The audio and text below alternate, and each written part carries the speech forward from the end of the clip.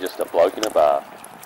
What is up, ladies and gentlemen? Welcome to the most special episode of Bloke in a Bar, you could argue all year long, because the boys that have come in with a pep in their step. Riverina was doing bloody cartwheels through the door. I was like, I didn't know the big fella could move like that.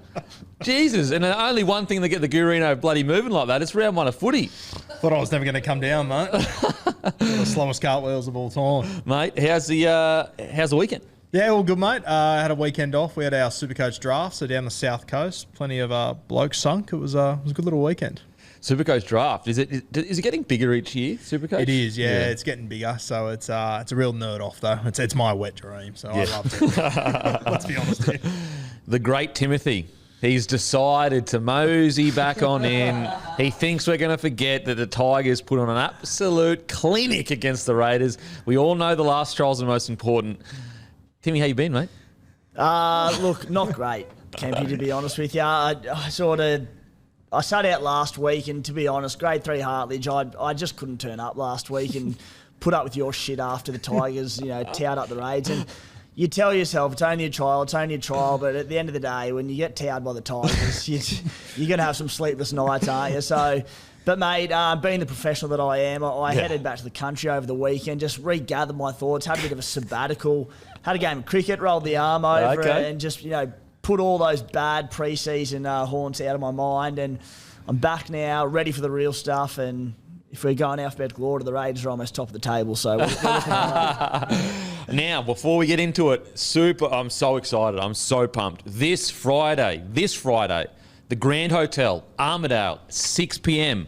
We will all be there. The Guru, Timmy, Maddie, myself. This Friday, 6 p.m, the Grand Hotel. No tickets required. It is completely free. We want everyone there. We didn't want to make it so that you had to pay to get in. It is completely free. Get down at 6 p.m, or get down a little bit earlier so you get a good seat. 6 p.m, the Grand Hotel Armidale. Now, we'll also be touring other places. Every single Friday, it's at 6 p.m.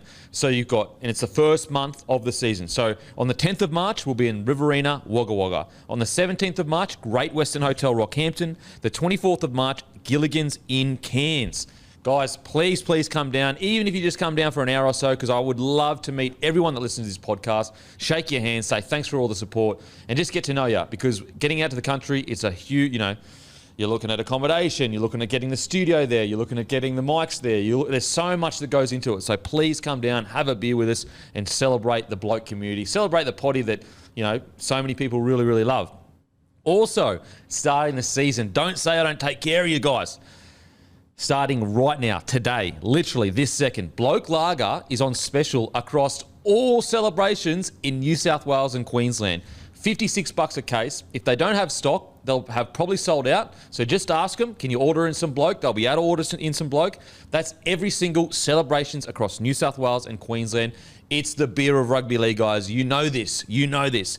On special, New South Wales and Queensland. Get in there. The more people that get in there and grab a case, the more of these promos we can do across large chains, which makes it easy for you guys to get it and access it. So get in there. $56 a case on special. Every celebrations, New South Wales and Queensland. Now let's get into the biggest news that's just dropped as the podcast started.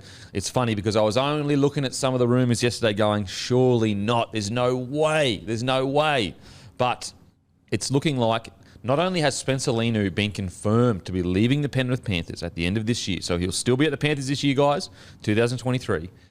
It's looking like, hasn't been confirmed yet, but if I was a betting man, I would say he's going to land there. He's going to the Sydney Roosters. Shocking scenes in the sense of, to think of a team that going into this year, you'll go, they don't need to recruit anyone, has just pulled off some of the best recruitment of some of the best young talent in the comp. Dominic Young, Spencer Leniu, they just re-signed Victor Radley reportedly. Suoli'i may or may not stay, but he's there at least for this year. Give me your thoughts, Gurino, on the big fella, two-time premiership winner, Spencer Leniu to the Roosters. Yeah, huge get by the Chooks. You would have to assume that JWH coming to the back end of his career, this will probably be his last season, I would say. They're just incredible, the Roosters, how they managed to do this year in, year out. Obviously Spencer's a bench player for Penrith, but man, I think he's been so important to their last two premierships. The energy that he brings. I was watching their doco the other day. fuck, you can see in that how important he is to that side. So there's the Roosters side that's fantastic, but geez, the Penrith Panthers, fuck, they're losing some troops. Oh, and that's like the interesting thing is, like, is this what happened at the Storm in other teams like the Roosters when they were at the top? Or is this a unique phenomenon with the Para Eels? Like, are they genuinely losing more of their top-tier players than the Roosters and the Storm during their dominance? It'd be interesting to find, like, if someone could, go through and look at, like, the big-name players lost after premierships at the Storm and Roosters, and is it just normal, par for course, this is what happens at big clubs? Or is it pretty crazy that you've got Api Koroisau gone, Kikau gone, Crichton gone, Spencer Leniu gone? It's pretty, and Kurt Capewell was an Origin player when he was gone. Yeah, I think when you look back at that Melbourne Storm side, like, they obviously had the big three that they kept together the whole time. And if Penrith do keep Cleary, Isaiah Yeo, these sort of guys, Dill Edwards, I can understand that. Appy's the one that stands out for me. That he feels like a guy that Melbourne wouldn't have lost. Yeah. So you do look back at those Melbourne sides, like the amount of guys that came and went during that period between your GIs, your Mick Crockers, your Kev Proctors, your Tohu Harrises, these sort of guys. I think it did happen, but I don't know. It feels different with this Panther side to me. I'm not sure why. It feels a little bit like they are losing more than what it felt like Melbourne did. It may be because, like, when you got Cam Smith, Billy Slater, Cooper Cronk, it's very easy to go, come on, they'll be right. Whereas, like, really out of that three, let's say Api Koroisau, Cleary and Edwards was a three, really only Cleary's in that same ballpark as those greats. So maybe that's why. And look, I think we both agree. It's not panic stations for Panthers at all, but it is interesting. Timmy, what are your thoughts, mate? Yeah, mate, it's come sort of hand in hand with the news. The Glebe Dirty Reds, one of the oldest clubs in rugby league history, have signed as a feeder for the Sydney Roosters. So big Spencer Leniu will probably be coming off the bench in Ron Massey Cup. They're that stacked, the Roosters. It's almost sickening. So we won't get into why they're stacked. We can make our own assumptions there. But, mate, for the Roosters, fantastic signing, isn't it? It's particularly you've got Lindsay Collins there up front, Matty Lodge, who are these. Probably wouldn't define them as explosive front rows. They can be on their day, but they're these big minute front rows. They get to their big work rates and so vital to a club. So Spencer Leniu obviously going over there to play that, what we would expect be a bench role, where he just comes and brings that X factor and that punch through the middle off the pine. Exactly what the Roosters will be able to use, and a terrific signing for them. What do you got there, Matty? I was just gonna say, I think this Penrith thing is unique because pretty much all their players, including their biggest one, Cleary, they all came through together. And so when they started like 3 or 4 years ago, they were all minimum. It's not like they'd even bought pretty much anyone. So now they've won 2 comms. All their value has gone up. It's not like I'll use Rabbitohs, for example. Like, they had a lot of juniors, but they still bought Inglis and they still bought Sam Burgess. Yep. Like, all of these players, and they bought them for big money. So all these players are now worth so much. I think that's why they've probably lost more than other teams in recent years. That's a good point. And essentially at the same time. Not slowly. It truly is an example of... And look, Melbourne Storm develop their own players because they usually get them before they arrive, in first grade outside of Crocker. But, this genuinely is an example of essentially all players. Kikau came... you could say Kikau, Api Koroisau came across, but all those younger players, like Taylor May would have been not on minimum after last year. Isaiah Tungor, not on minimum. Critter, obviously not on minimum. Cleary, Luai, Edwards, Fisher Harris, Leota. I will say, for Penny Panthers fans, don't stress too much because Leota and Fisher Harris, guess how old they are? And don't you dare do this like... I'm 21. I'm rattled now. What do you reckon, Tim? Leota and Fisher Harris, probably 27. Yep, 27. So they've still got... you could argue the best years of their career ahead of them. I was going to say 15. You saw them playing in the local league juniors 2 years ago. So don't stress too much. It's not like you're sitting there going, oh, far out. We haven't got Premier. We've got Premier front rows, but they're in their second last year of rugby league. They're 30 years old. In 2 years' time, they're going to be gone. And who have we got coming through that's a boom front rower? Spencer Leniu absolutely is a big loss. There's no denying that. But I don't actually think it's on the field. His explosiveness on the bench will be felt for sure. The amount of times he would come on and change it. But I actually think there's a more interesting discussion around. There's this core group of players that are from Western Sydney, and I'm pretty sure he's a part of that. You've got Luai, Spencer Leniu, Critter, Bizza, May. I think Tungor is as well. Tungor is as well. And so you're starting to when you're looking at why are the Penrith Panthers great, they're great because they've got a great system, a great setup, a great coach, a great seven. But they're also great because they're playing for something bigger than just the footy team that they're in. They're playing for where they grew up, and also they're playing for an area that is, historically quite disadvantaged. So they've got a chip on their shoulder, rightfully so. 5 years ago, if you said you're from Mount Druitt, everyone goes, "Oh, far out." Now, if you say you're from Mount Druitt, everyone goes, "Oh, fuck, that's mad." Like, you're from where the boys are from, and that's all off the back of, obviously, the music industry with 1-4 and everything like that, but also those boys in that Penrith Panthers side making it cool to be from Western Sydney. Yeah, tuning into that Panthers doco the other day, mate, the first 10 minutes, the words community pride must have been said 10 times in the opening 20 minutes. Like, you can see that it matters to them. It's important. And, mate, as much as, they're losing players, I'm so excited to see if this system is as good as what we think they are. They've won every grade below them over the last few years.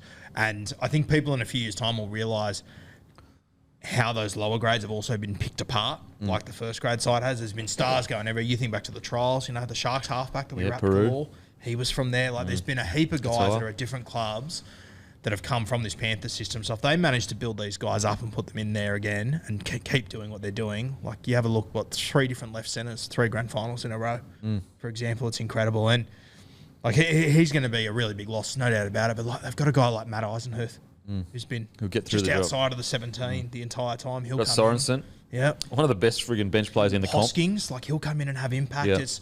I'm really excited to see what they do. And I think that if this side can win, a premiership this year, and continue it next year after losing all these guys, it's going to be unbelievable. I will say with Spencer, though, he does have a unique body shape and way he plays. I'm trying to think of another front rower in the comp that comes on and plays the way he does and the speed he does.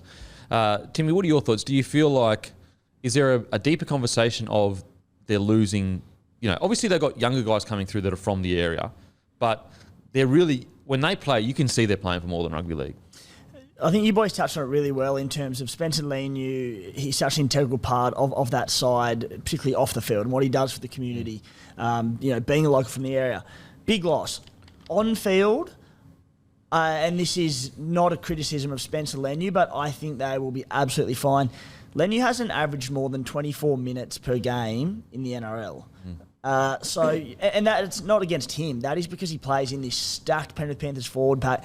That's his role, to be this X factor off the bench. When you've got Isaiah Yeo playing in the middle with James Fisher-Harris, Moses Leota, who are 3 guys who bugger all injuries between them over the years, opportunities haven't really presented, and they're all can be big minute middle forward. So he just hasn't really incredibly had the opportunity to play those bigger minutes.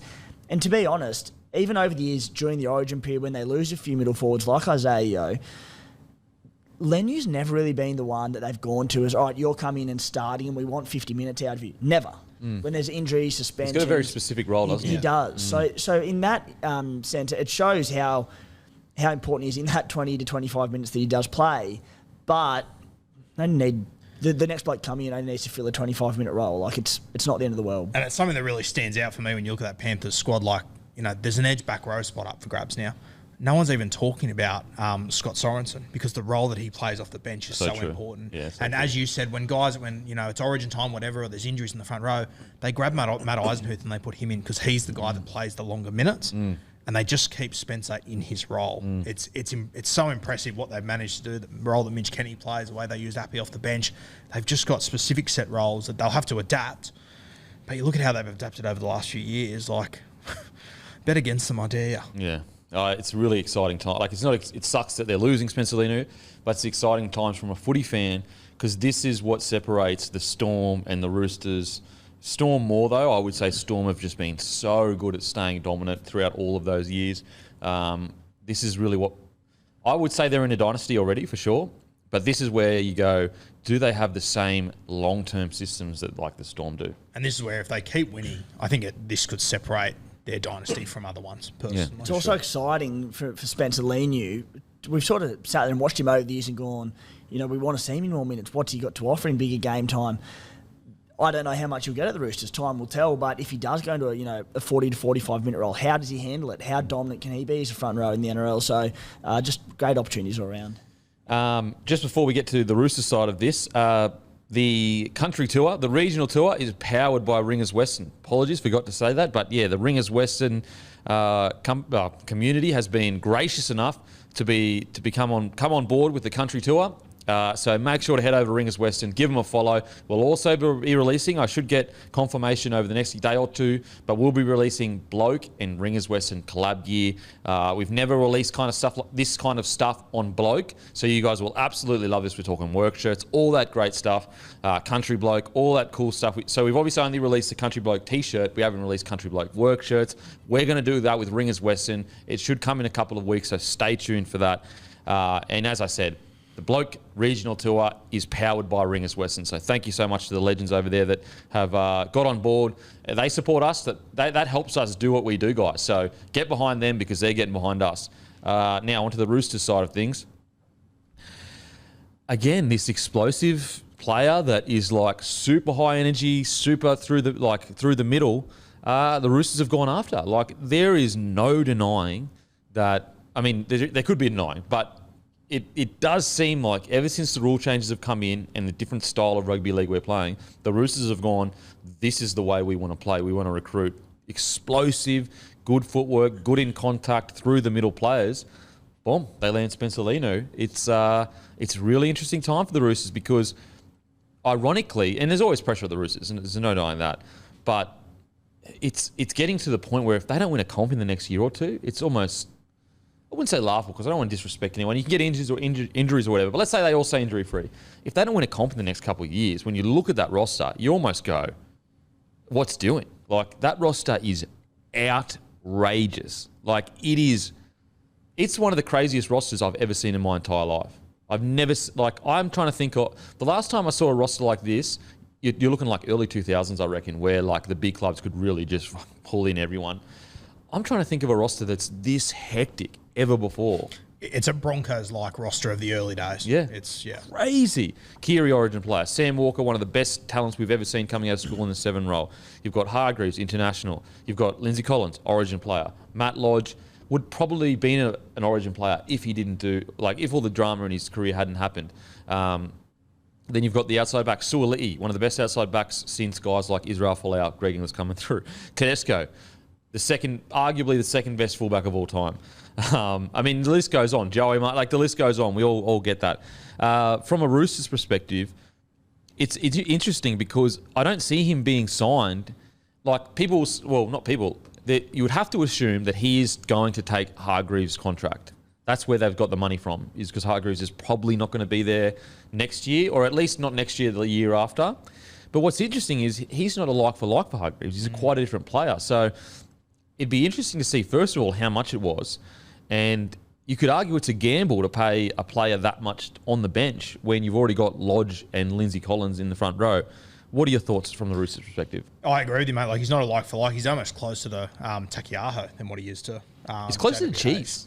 Well, that was going to be my next point. It's going to be interesting to see what they do with Cheese now, because whether they've got in mind that he will be an 80-minute hooker. I heard Robbo say the other day that that's the grand plan, to have him as an 80-minute 9. Oh, mate, I'm not convinced. He's got to defy physics to do that. Yeah, which I don't, and I don't think you'd want him to be an 80-minute. I don't like it. Like, that's not what his game is. His game is bash through the middle, super line speed, aggressive. You physically can't do that for 80 minutes. And you have a look through the Roosters system, like, they've got a gun hooker in just about every grade at the moment. So I reckon that they'll be able to bring one of those guys through. And there could be next year there could be a 25-minute period where you put Cheese and Spencer Leniu on the field as middle forwards. Could you imagine the pace of the ruck? Teams away. Then you get Joey Manu in at dummy half, Teddy, like. I think that with the Brandon Smith one, I think we've all discussed that we're not quite sure how it works as a signing. But fuck, if they do it properly and they can find another 9 to come in and play the back, 50 minutes of the games, or if they can just convince Cheese to be a middle, the Roosters are going to be scary. The thing is like, with my footy brain, I almost I couldn't make it work, but I know Robbo. Yep. He's a genius at rugby league, so I know that he's surely got a plan for all of this. And you know that Robbo doesn't go out and sign just the guys he can get. He goes and signs the guys that he wants for a purpose. Yep, absolutely. What do you reckon from a Roosters perspective, Timmy? Yeah, I mean, football-wise, absolutely fine. Spencer Leniu will add so much. As you said, it leads into that. We've spoken all preseason about around Cheese going there and how they're going for that explosive through the middle approach. And Spencer Leniu, what a more perfect person to get in for that to suit the modern day game. I suppose I look at it from a roster perspective, and being so super coach, at the forefront of the mind, it's about roster management and it's about finding value in players. And I sort of probably, being critical, look at the signing and go, we don't know what money's on for starters. So, but I imagine it'd be, you've seen figures floating about other clubs and what he wanted at the Doggies or what the Doggies were sort of willing to offer and whatnot. It's a pretty good chunk of coin. So I wonder whether a bloke who has said averaged 24 minutes per game last year and has never been really much more is worth a decent chunk of the cap. And I might be wrong, and maybe they signed him on 300-400k, but I'm not sort of convinced they have. So it's a weird spot because he's worth more than 300 or 400, but at the same time, when you look at it from that perspective of like a balancing of a squad, like you go, well, he's coming off the bench, it's 20 minutes. Can we afford to do that? Then that means that another forward that's playing 60 minutes is going to get a smaller contract. It's a really interesting way to do it. And I don't know, is he worth more than 400k? Because if he's a 25-minute bench forward, then no, he's not. You could absolutely tear people to pieces in those 25 minutes, but you'd want to be scoring 3 tries and setting up another 3 to be on over 400k for a 25-minute role. So, and look, maybe he comes in and plays 45 minutes and he's just belting blokes and makes a massive difference, but I haven't seen that yet. We've seen Penrith's reluctance to play him more than 25 minutes. So, my gut feel says possibly overs, but maybe he's got those minutes in him, so we'll see. And like when you see guys sign with the Roosters, from most, like a Dom Young, for example, like that's obviously not confirmed, but in my mind, I would go, okay, Dom Young's probably taken 150, 200 pay cut to be able to win premierships. I don't think he is at the Roosters. That's what I'm saying. I don't think Dom Young is. I've heard differently, but okay. Oh yeah, okay, yeah. I've heard that. I heard reportedly that the Knights offer is around 500, but it was the lowest offer. Right, okay. Guru's got Politis on speed dial. Politis got me on speed dial. But like normally when guys sign with the Roosters, you go, okay, they've given a little to receive, but there's no, why would Spencer Leniu go, I'll take unders to come to this? I'm at the Panthers. I know, yeah, you're absolutely right. Yeah. You're absolutely right. Like there's more, like a lot of people have Panthers as a favourite again to go three-peat, and also you would probably say, like the Roosters, they've been dominant for so long. So you go, how could you bet against them? But like when you look at the juniors coming through at the Panthers, you go far out. Like you'd be a brave man to bet against them not winning a couple of premierships in the next few years. And he's from the area as well, so it matters to him. The Dom Young one's interesting because I have heard polar opposites. Like yourself, he took unders. I've heard the opposite, that it was actually one of the better deals out of all the deals that he got. So, hey, rugby league, eh? Good signing from Roosters? Yeah, good signing. I was just having a look through some stats. He has played above 40 minutes in one game so far in his career, and he played 41 minutes in that game. So it's I think he'll play more than 20. I think he'll play 40 minutes around there. Good signing? At the price, I'm not convinced, but of course he's going to add heap to that side for sure. It all just depends on price, really, for me. Exactly. Like, because he's a gun. He's absolutely a gun. And also, price and role. How many minutes does he play? How much did it cost? But he's absolutely going to impact games. No denying that. Like Spencer Leniu, every time he comes on, I'm like, I love watching him play. Stan original documentary series, Dawn of the Dolphins, premiering March 6th, only on Stan. A new history starts now. Unprecedented backstage access to the master coach, Wayne Bennett, and how he is building the Dolphins in their inaugural season. Guys, I mean, I don't even have to tell you to watch this, but seriously, this is going to be so good. A huge streaming platform like Stan, the resources they have to be able to put together something like this. I cannot wait for this.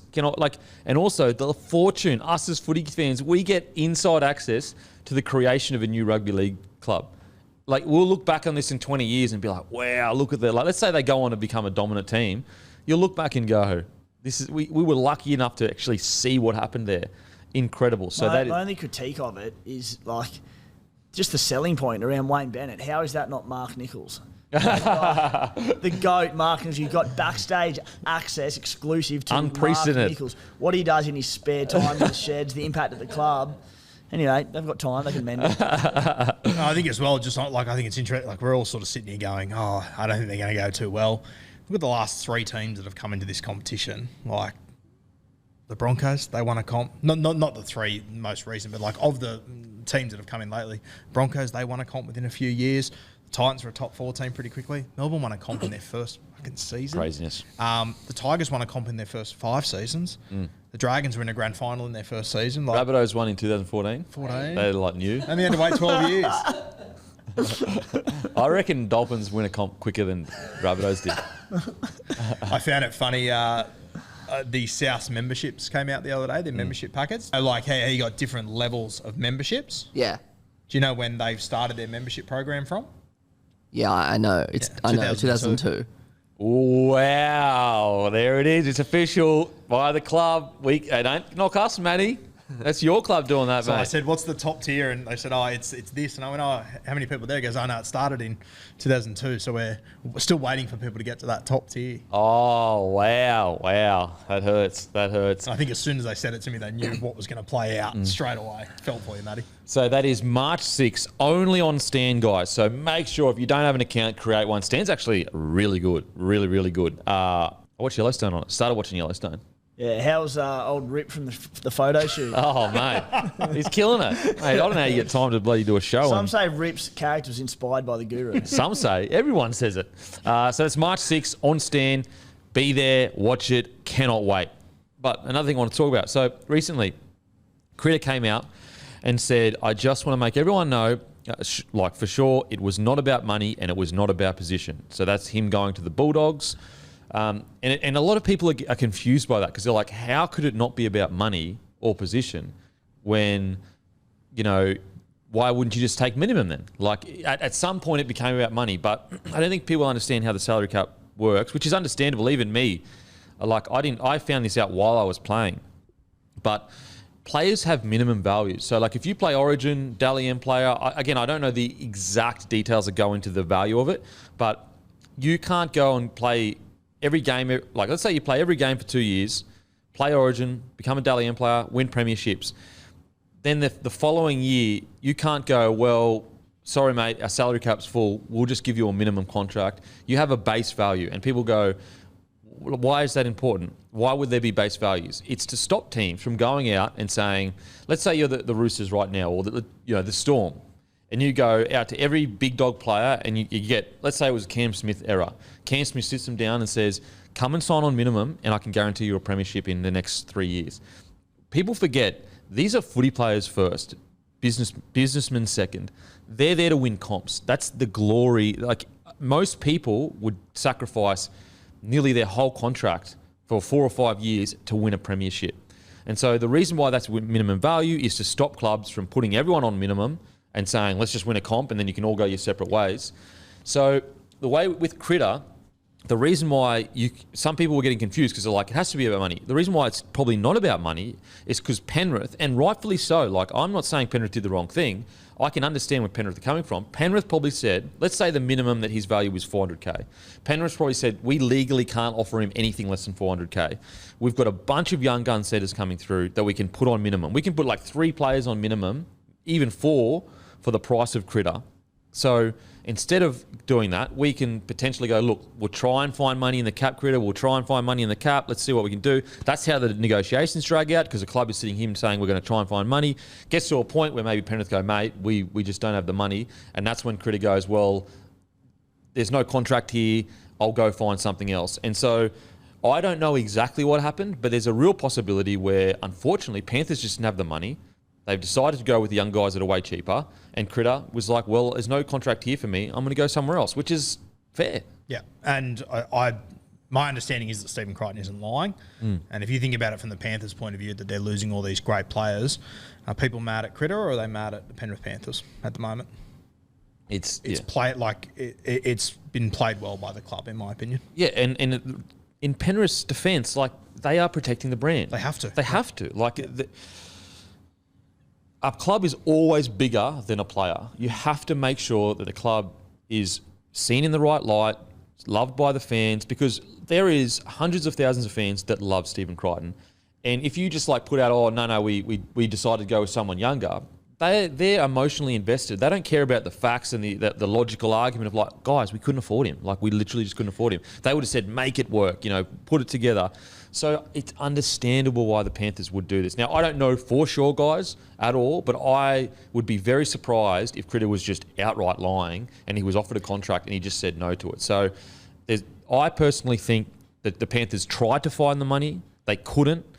And then basically said to Critter, like, mate, you're a gun. We love you. We want to see you succeed and get a big contract, what you deserve. Go and get that big contract. And Critter said, okay, sweet. That's what I think probably happened in this. And that's why it isn't about money and it isn't about position. If you have a look at what the moves the Panthers have made over the last couple of weeks, they just elevated 2 more outside backs into their top 30. Mm-hmm. I mean, I know it's very easy to get angry at a player when they leave and they say it's not for money, but I think the writing's sort of on the wall with this one. I think it's pretty evident how this played out. It seems pretty obvious. It seems once you actually look at the context of what happened, and just to add to the point that you said about that, the minimum that players have to be paid, we don't hear about that all that much.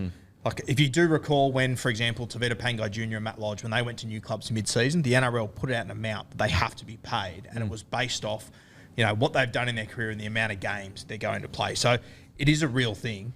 Yeah. It's 100% a thing. Like it's even not, though no one talks about it, you actually see it during seasons. 100%. Like the NRL, I think the NRL does need to do a better job, especially because we're becoming more invested in transfers. They need to get a better job of so people get the salary cap. Yeah. And look, they probably have put something out. So in their defence, that kind of stuff doesn't get to the masses because it's not exciting.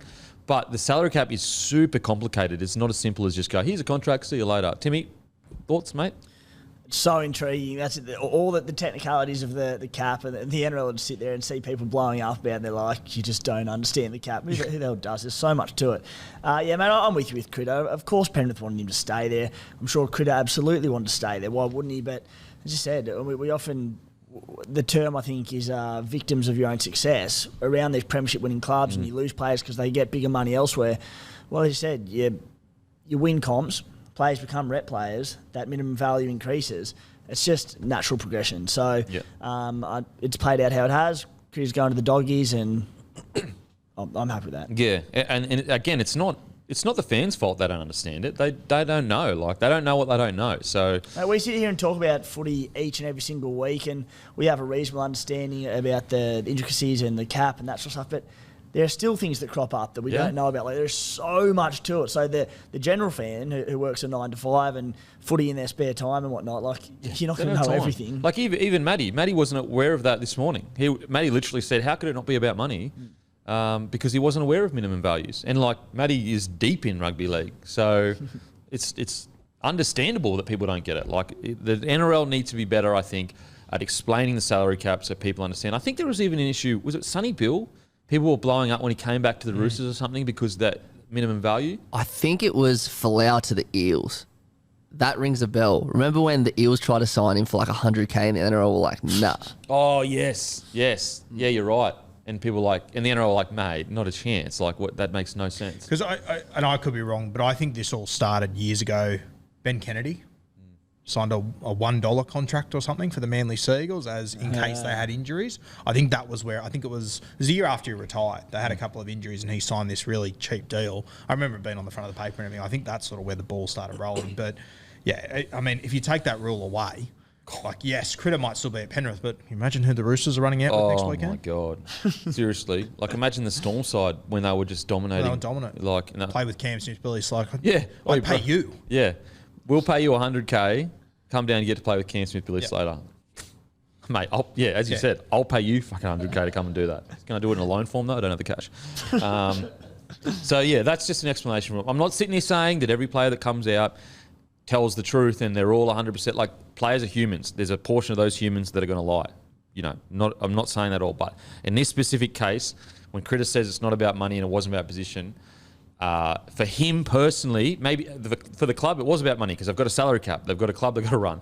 But for him personally, it wasn't about money. He probably would have stayed for less than his value, but he legally can't be offered that. And what does Critter get out of saying, I wanted to stay as he's going to a new club? I know. And also, if it is about money, who gives a shit? Yeah.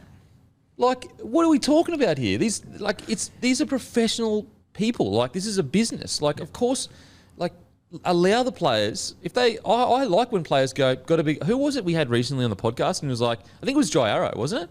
Yeah, it was Jai Arrow. And he was like, yeah, we've got a massive deal, so I took it. Yeah, that's right. It was Arrow, yeah. Yeah, and it's like, I respect it. Awesome. Boom. And it's the same if it was your mate and I always use the example, if you're working at Woolworths and Cole's going to pay you double, you're going to say, no, don't go, you dog. Yeah, don't be a dog, bro. You'd be like, no way. Of course you're going to go. And Jai could have easily hid behind, the Rabbitohs we're going to win a comp, whereas the Titans were struggling. But he's like, no, I've got a mad deal. If 5 tackles with Gus come knocking and I get a big deal, I'm going. I'm going to perch up with Gus. Yeah, there he is. There he is. He's true. I wouldn't do it to you, mate. True Raiders colours coming out. Broncos, we go down with a ship because we literally went down with a ship. So anyway, just thought I'd let people know because there was a lot of confusion in the comment section when I put that comment up. They were like, what are you talking about? It has to be about the money. You got offered one contract by a club, another contract by a club. I don't think he was... I think there's a world where the Penrith Panthers just couldn't put a contract together for him because he had a minimum value that they couldn't afford. Now, on to the worst news of the week. Dolphins sign Herbie Farnworth and Thomas Flegler for 2024. So Herbie Farnworth, I can understand. I already thought he was going to go. In our stacked back line, it's just like, how do you fit a guy in like that plays as well as he does? You know, he's a very interesting player because he's not a showstopper. Like, he's not a highlight reel centre, but he gets through a bunch of work. Very rarely has less than a 7 out of 10 game. Usually at 8 to 9, one of our best over the last few years. But the Dolphins need a player like him. He wants to play fullback. I'm not sure whether he will. So the Herbie Farnworth was like, mate, get your money. Get the big contract. I respect it. You've earned it. Because during our toughest time, you're one of our best players. So good on you, mate. Get your contract. You've earned it.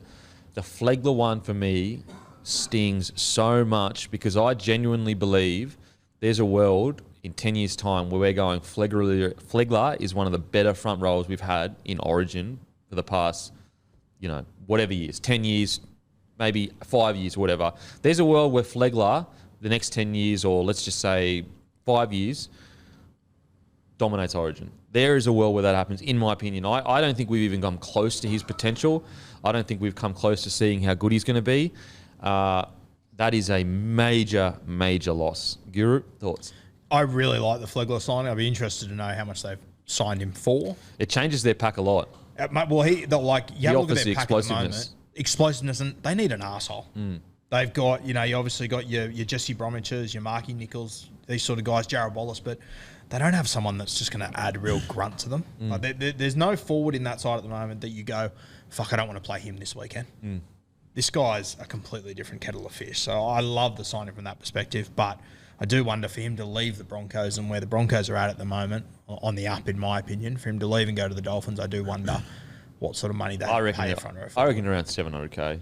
That's a lot to me. That's a stack. 700 heap. That's heaps.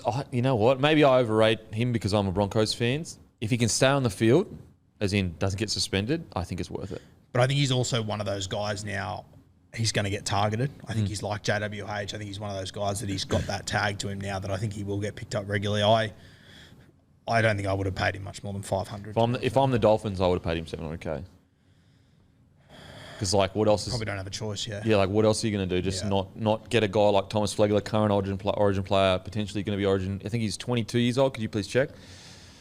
Super, heaps upside, explosive, got a great offload, aggressive. Again, as long as he can stay on the field, I think that if not any other squad, most other squads, you're right, around the 500 mark, but I think Dolphins definitely 7. He's 23. I was going to say as well, when there was a rumour last week that the Roosters were linked with him, and obviously the Roosters are apparently linked with everyone, but I actually thought that would be a good signing because of the Hargraves thing. I thought, wow, that's actually would be a really good replacement. But you're right, the Roosters, what would they have offered him? 400 or 500? So the Dolphins would have had to really go overs to beat other teams. Yeah. Timmy, what do you reckon? So excited for the Dolphins because I've been so negative about them and their signings and how they're looking for this season. And within the space of a couple of days, Herbie and Tommy Flegler, two blokes with such big futures ahead of them. And I love the signings because I look at their current squad now and there's a lot of veterans at the twilight of their career, or there's players that I go, are they good value signings? Probably not. There's very little. Herbie Farnworth and Tommy Flegler, we've seen glimpses of how good they can be. I think they're ones who, on whatever dollars they've signed, they could be future stars of the game, that they could be genuine value at whatever price it is, that just explode when given bigger roles at new clubs. Not so much bigger roles. Tommy Flegler's had plenty, and so's Herbie. But Herbie's been vocal about wanting to get a crack at fullback at times. What you're kind of saying is I want to put words in your mouth, but Herbie and Flegler are behind guys like Haas, Carrigan, and Tony Staggs. They're not the main guys. Whereas at the Dolphins, they can be the main guy. Definitely, and they're just such good. They seem like good club, and they just said they've been there through a tough few years for the Broncos. And exceeded and been two of their best players. Herbie, this might be a bit controversial, but I get with Herbie early like Joey Manu vibes, where there's clearly class about Herbie Farnworth. He might not be a showstopper as such, but he has his moments where you go, wow, this bloke, he's such a good attacking player as well. Solid in D. That was Joey Manu for a fair while at the Roosters because he was clustered in among a bunch of stars at the Roosters. It was only really last year, sort of, in particular for me, that Joey Manu went, no, I'm a superstar myself, because he went looking for the ball. And I'm not saying Herbie Farnworth is going to get to Joey Manu levels, but I do see similarities between the two in that sense. Yeah, I think, I definitely think Manu has a bit more class in regards to the flick passes, the incredible footwork.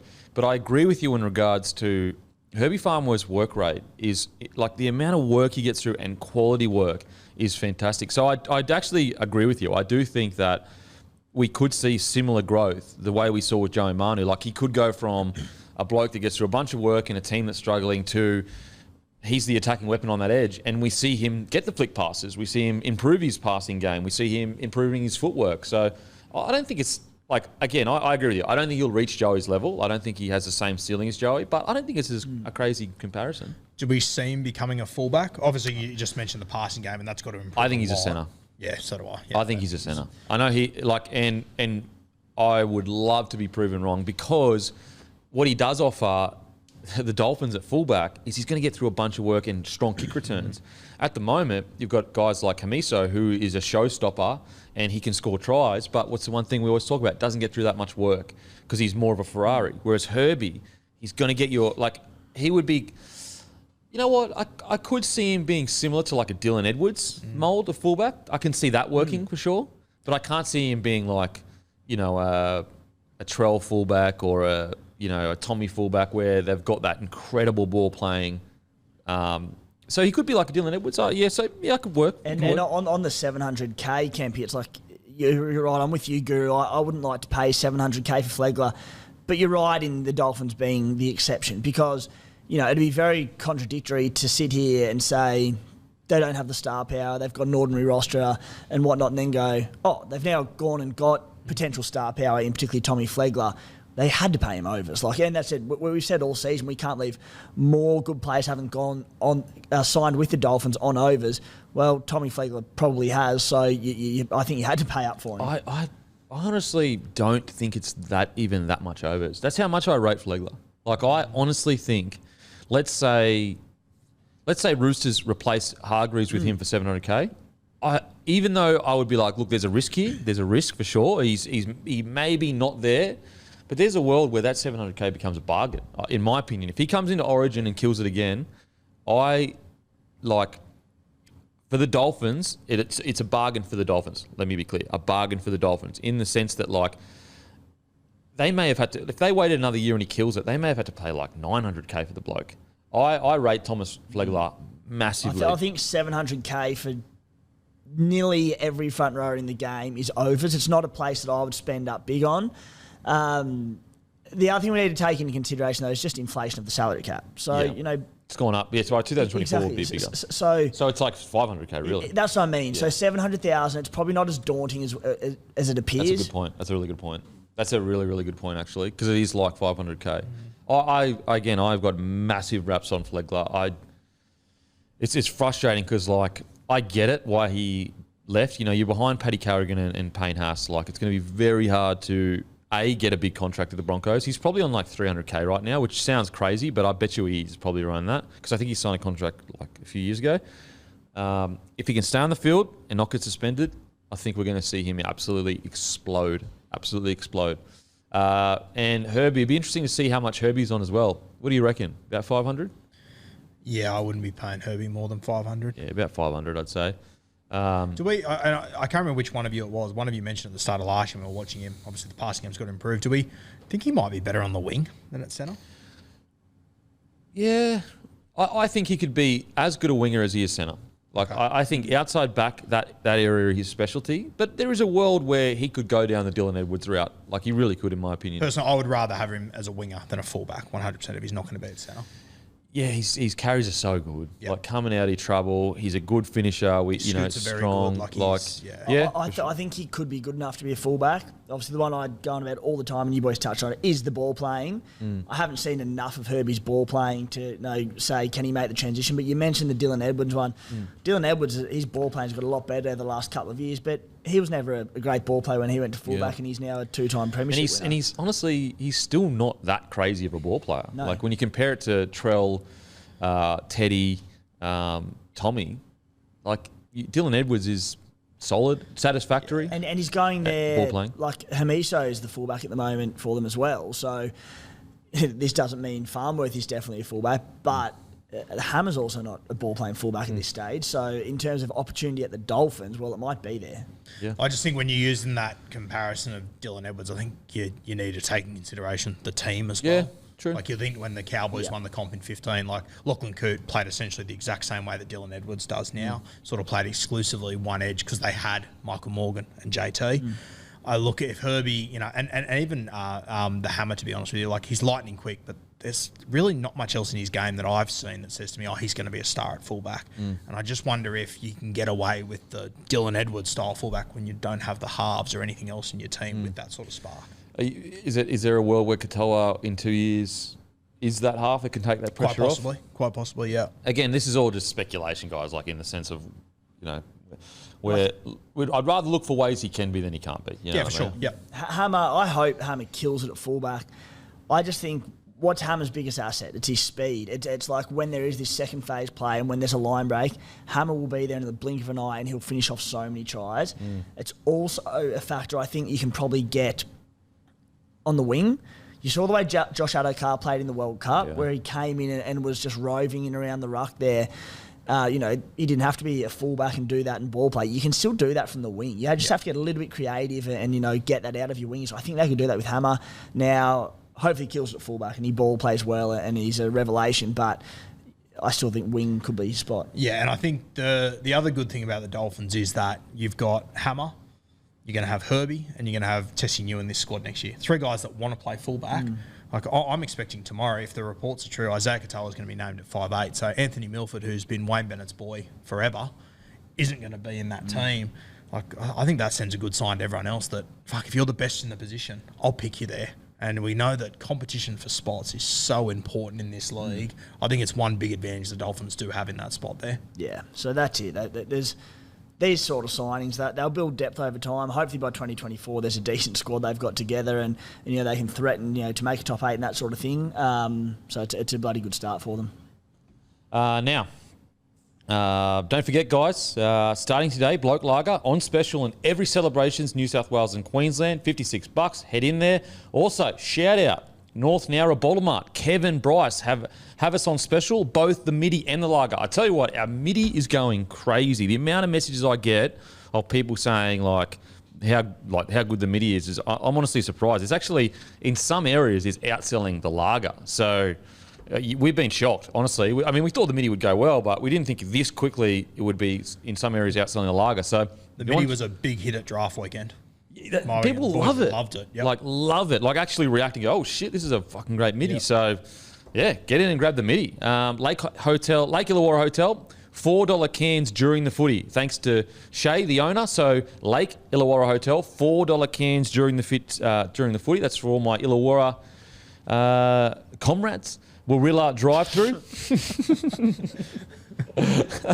Warilla drive-through. Who knew there was communists down in Illawarra? Warilla drive-through, stocking both the lager and the midi, both the lager and the midi, thanks to Linda, the owner. Thank you, Linda. Legend. Warilla drive-through. Liquor Emporium St. Peter's running a special at the moment. You'll see the bloke on display as soon as you walk in. Tate and the team have been supporting us since the start. Liquor Emporium has literally been here since before we even launched. So get into your local Liquor Emporium, grab a bloke beer. They love footy. I'm pretty sure Tate is a Sharkies fan. So get in there, give it to him. IGA Tarrant Point owner, Simone, is stocking both the lager and the midi. Beautiful bottle shop in the Shire. The great people of the Shire. I take back what I just said about the Cronulla Sharks. Now, on to essentially a season preview, but also a round one preview. We've got the Eels versus the Storm. I mean, talk about a match to kick us off. Also, guys, for Eels versus Storm, I will be at Hello Sports Studio. We are doing a companion. That is right. We're doing a companion on Hello Sports YouTube at their studio for Eels versus Storm. So make sure to tune in, get amongst it, get around it. Eels versus Storm. So at the moment, just got to look at the odds here. The Storm are favourites, and the Storm are favourites. Even though Eels are at home, Storm paying $1.65, Eels $2.25. I think because Storm start the year, I think they haven't lost the round one in. I think it's since 01 or something. It's crazy. Yeah. So it's $1.65 is almost value in regards to when you look at the history. And I think pretty sure that is the match of the round on Channel 9. So watch it on Channel 9. 9 also have 9 Now, guys. So you can actually stream the game on the internet, like on your Internet Explorer, even on your phone as well, guys. So I'm pretty sure that's the match of the round. I could be wrong, but that's on 9. So head over to 9 or 9 Now and give the game a watch. I think they're doing the most free rugby league ever in the history of 9 this year. So that's exciting times. Thoughts on Eels versus Storm? Yeah, looking forward to this one. As you said, there might be a bit of value in Storm $1.65. You've got to remember that Parramatta, they're coming into this game without Isaiah Papali'i, Ryan Madison and Sean Lane. So it's a very, very different looking forward pack. You've obviously got Hopgood walk into this side, but I think it'll be a big test for Parramatta early. I know they're playing at home and they're great at CommBank, but I like the look of the Melbourne Storm coming into this one. It's a really good matchup for both teams because Storm start round one so well, but what's the one question you have around Storm? It's like, is their forward pack as strong as it was because they've lost so much experience? Guess who has one of the best forward packs in the comp and the best front rows in the comp? Yeah. The Eels. So it's a real good test for both teams. It will just be interesting, though. We know this Parramatta side, like they'll go to war with you in the first, 20, 25 minutes, but then that's when last year Oregon Kaufusi came on, Ryan Madison came on. Neither of those two guys are there for this game. So I think it's, we're all a little bit worried about the Melbourne Storm pack. I think it's a really good first hit out for them to have against a top side that's still going to be solid, but they're not absolute full strength there. Yeah. It's a great test for both sides. How do you see this game going, Timmy? Isn't it an interesting one? Because they're two clubs in a pretty similar spot, in my opinion, that they're both, stacked through the spine with absolute superstars. And then they're both just their edge back rowers for both teams. The Parramatta Eels, who for years have had obviously Sean Lane there as one, Maddo at times, but more so obviously Isaiah Papali'i. They're going to have 2 new back rowers to start the season, and they were focal points of their attack. The Melbourne Storm the same. Kenny Bromwich and Felice Kaufusi both gone, so it looks like it might be Trent Loiero and Eliesa Katoa. All players that they, so much of their game was shaped around. So we don't even know who the starting back rowers are going to be for either team and how this will impact them. So I think they're in a very similar position, Parramatta and the Melbourne Storm. I can see Parramatta causing an upset in this one to start the season. I was more confident before just injuries have killed them. Like even their outside backs, they've got like Wagga Blake's in doubt, Bailey Simonson, he's unavailable for round one, we think at this point. There's a few others there. Micah Sivo's been under an injury cloud, so I just don't really know what teams are exactly going to roll out come tomorrow afternoon, but I do think Parramatta at home, they can shake this one up and maybe cause an upset. I think one of the things we're really sleeping on with Melbourne, obviously you said they've lost the 2 back rowers, which is experience, but from every Melbourne Storm player I've spoken to, those two, Kaufusi and Kenny Bromwich, they control that edge in defence. So losing both of them at the same time, it's going to be interesting to see how they handle it. I'm leaning towards the Melbourne Storm, but you're right. I think there's a world where Parramatta could definitely win this one because you don't know what the combinations are going to look like. Sean Lane's the huge out because that left edge of Para was one of the best in the competition last season. Sure to be good this year, but without Sean Lane there, like so much of Dylan Brown's success was off the back of Sean Lane having a career year, wasn't it? So that's the one that sort of swayed me a little bit. And how different did Penrith look the other night without kick out? Just being able to shift to get some momentum, and losing Sean Lane's the exact same thing. Yeah, it's really, I think a big out for the Storm is Pappenhausen. Like, he is such a crucial part of that spine. As soon as he got injured with the Storm, they struggled. And I just, they're probably going to have Meaney there, I'd say. Meaney, good, solid footy player, NRL player, but just doesn't have the same oomph as Pappenhausen does through the middle, same speed around the ruck. This is a tough one. Really, really tough one. Look, I think the Eels can upset them. I really think it can happen. Round one, it just depends how Munster and Hughes and Grant rock up. Like, if they rock up and they're all clicked into gear, then it's going to be it might even be a bloodbath. That's how good they are if they lock in together. I think round ones are very important to the Melbourne Storm. They have been for a long time. Oh, for sure. I think that those three, they wouldn't be the ones to carry the burden of losing that record there. You look at the packs and you can just see Bolo, Campbell Gillard, Jermaine Hopgood, who so excited to see him at actual NRL level, just coming out there and dominating this Melbourne pack that we have question marks over. Christian Welch is a gun, also coming back from a very long-term injury layoff, ACL. So, if Parramatta dominate through the middle, like the superstars of Cam Munster, Jerome Hughes, Harry Gant, they might not have a platform to play off. They won't have the... We mentioned, Brandon Smith's not there, so how's the speed going to be through the middle, the ruck speed? But once you get past those three Parramatta guys you mentioned, it's a little bit weak there because they've got so many guys out. It's tough. I don't honestly far out. I think the odds are skewed, I'll tell you that much. I reckon Parramatta should be tighter. You probably have to not waste, but you probably have to use a bench spot on a Mitch Rain. I don't think Hodgson plays 80 minutes here, so that's one less forward you got on the bench as well. It's interesting because, like, if you looked at Melbourne Storm's record of haven't lost a round one in forever, the Storm of value. But then if you look at the Para Eels that went to the grand final, you go, their value. They're what are they, 225? Yeah, at Combank. At home as well. So, okay, Just before you give your prediction, bit of an interesting stat, which I knew Para had beaten Melbourne a few times, but I didn't realise it was this crazy. They're their bogey team. It's 5 from their last 6. Yep. They've beaten Melbourne. Yep. And I think I've picked most of them, so that's why I'm scared to not pick Eels, because I want to keep this run going. Eels for the upset. I'm going to take Melbourne. Take Melbourne? What about Eels too? Yeah, I want to get adventurous. Yeah, Matty? I'm going Para. Going Para? Yeah. Wow. I think, though, if it was in Melbourne, I would have picked Melbourne. Yeah, if it was in Melbourne, 100%. yeah, 100%. In Melbourne, I'm picking Melbourne every time. You can lock Parramatta in for a win then. Probably anyone going for Melbourne. Good Lord. Hey, no, this could be one of your finest moments, Guru, against all odds. Now, let's talk quickly about the seasons of the Eels and obviously then the Storm. Eels, big questions. Hodgson, halves hitting their next level. Who will be in the back row? Can they get the best out of Penzini and Sivo? I was really, not really concerned about the Eels, but I was a bit they got all the way to the grand final and it was such a demoralising defeat that I was worried that they'd kind of come into this year of just losing that energy of but after watching the trials, and then although trials don't mean everything, and watching the way Mitch Moses and Dylan Brown play together plus Gutho, I think the Eels are in for another good year.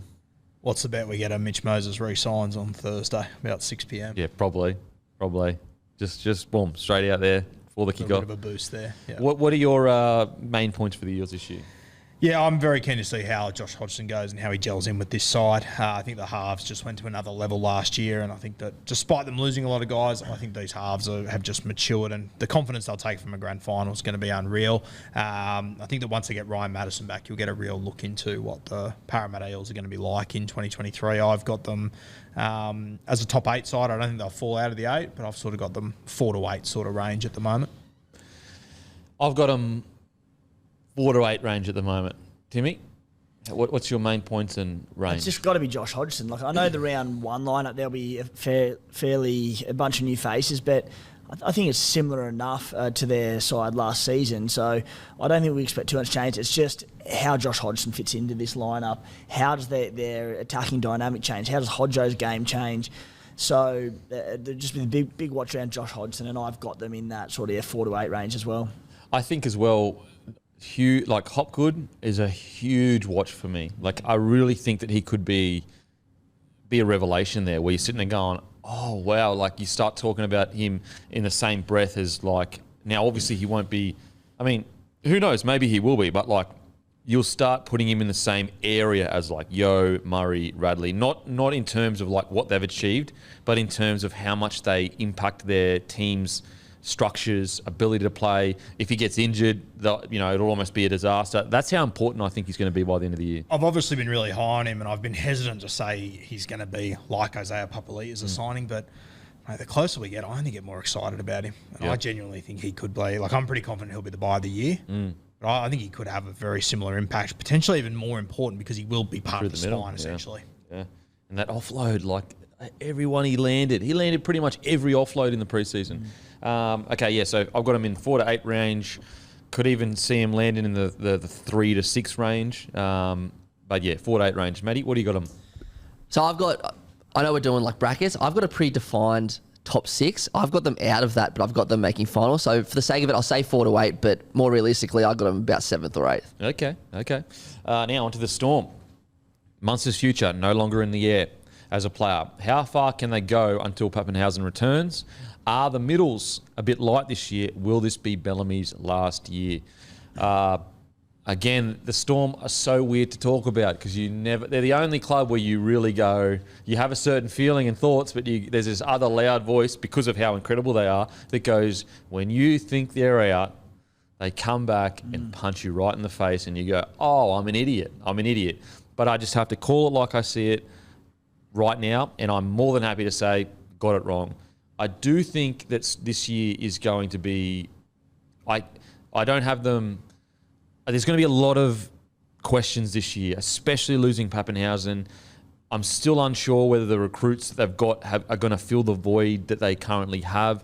I'm still unsure of how their even forward pack is going to look by the end of the year. Whereas you kind of look at a lot of the top tier squads, you've pretty much got that forward pack locked in. I think we might see the best year ever from Nelson Asafa-Solomona. Like, I think we might see one of the great years of rugby league from a front rower, doing things we've never seen before. So with the Melbourne Storm, I would probably have them in my 4 to 8 range, which is probably the first year ever so I can see them coming 4th, but this is probably the first year ever where I go, there's probably 3 other teams right now that just looking a bit better on paper, that could all be proven wrong. Their spine is the best in the comp, bar none.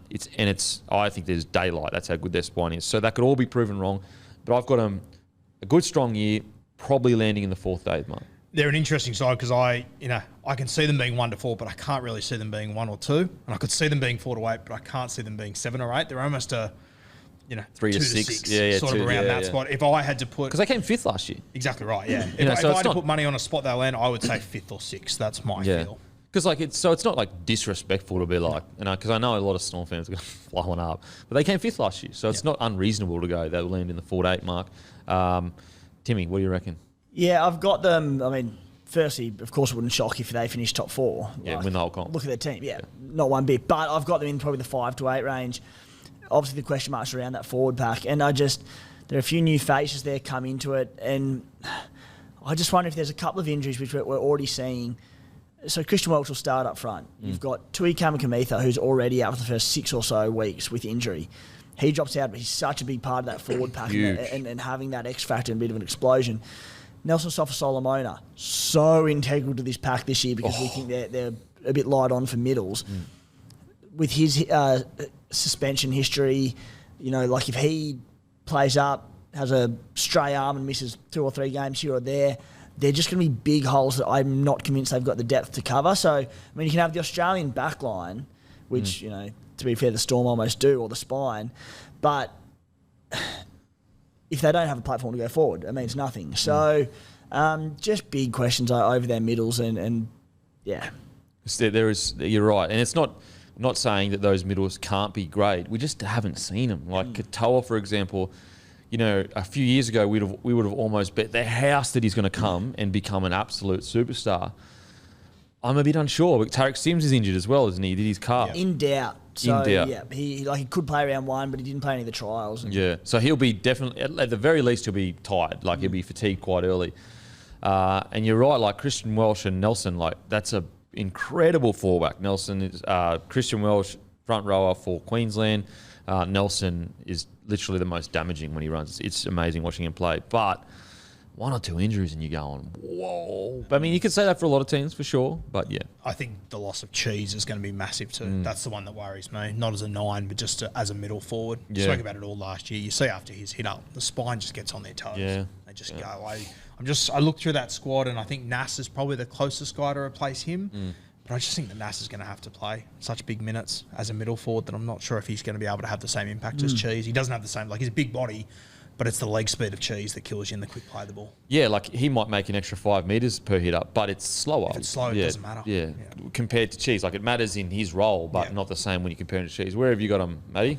Yeah, I'm pretty similar. I got him on my ladder about 5th or 6th, like knocking on the door of the top 4, but comfortably making the finals. I think it's hard because they finished the year so badly last year. They had that like little 4-win streak, but on either side of them, they had a 4-game losing streak and a 3-game losing streak. So, they ended pretty badly, and there's so many question marks. So they're very hard to judge, more so than ever Melbourne. But yeah, I've got them about 5th or 6th. Yeah, You just know we're going to be sitting here next week. They've beaten Parramatta 40-0. I've gone, shut up. Like, why? We know. It's like that voice inside going, "You're an idiot. You're going to embarrass yourself." But you know, I'm happy to take the licks if it happens. I won't rub it in.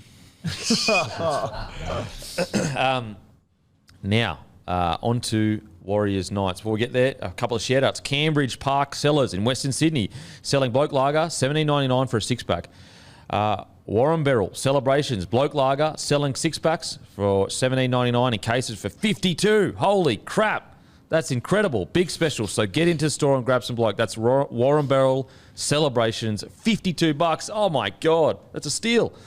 Georgetown Sellers in Newcastle selling both lager and midi for great prices. Get in, see Brad and Todd and grab some Bloke beer. Cherrybrook Celebrations, great little bottle shop selling Bloke. Summers Westdale Bottle-O in Tamworth selling both Bloke Lager and Bloke Midi for great prices. Get in and see Link and his team for Bloke beer at a great price. That's in Tamworth. So, head in. Also, Womberal Celebrations, $52. Head in. Get in there, son. Now, I was at the bottle shop at Gerringong on the weekend. There was a Bloke jersey up on the wall. Yeah. Just buy one, go into the drawer, and Bloke told me. I went, oh, yeah, okay, that's cool. I think it's is it Cameron Park? What was out in Penrith maybe? Anyway, he sent me a picture. He's like, thank you so much, because you're wearing the jersey that he won it. Oh, gun. Because they sold everyone got in there and they sold a bunch of cases, and he was stoked. So guys, get in there, grab the case. The jerseys are mad, training jerseys. Now, on to Warriors v the Knights. Now, we spoke about this before the podcast, but the Warriors, yes, they're at home, but they are actually favourites. $1.55, Knights $2.45. That is genuinely surprising to me. I think Knights are a bit of value there, but when you think about it, the Warriors have a new coach, a bunch of new recruits. The Knights, they've got Kalen Ponga, they've got Brayley, they've got Tyson Frizzell if he's back. They've got like a real the roster's good. Yeah, it's just a matter of it all works. Hastings. How do you see this game going, Guru? Yeah, I think that, obviously the Warriors being pretty short, I think a lot of that comes back to being a home game there. But, mate, if we get to team list tomorrow and Adam Elliott's named in the 13, I'm going to be all over Newcastle at 245. I think he's carrying a bit of a groin injury at the moment, so whether he plays or not, we'll see on Tuesday. But if he's playing, I really like Newcastle in that one. Yeah, I'm also... I think the Knights are value. I just think the return home to New Zealand will be enough for the Warriors. I think they'll be so up for this game. Obviously, the Knights going across the Tasman there. I love the Warriors forward pack. And it filled me with even more confidence for their pack when we saw, Josh Curran was playing off the bench. Jackson Ford was starting in the trials. And played well. That's something. So, there's more depth that I probably thought, when Ford signed there, I'm like, he might plug some holes when required and that. But the fact that he's potentially leapfrogged Curran in this side, it's just a really, really dominant forward pack. And if the forward pack can win through the middle, it just makes life so much easier for them. Like the biggest issue with the Warriors the last few years has been defensively, they've been so frail.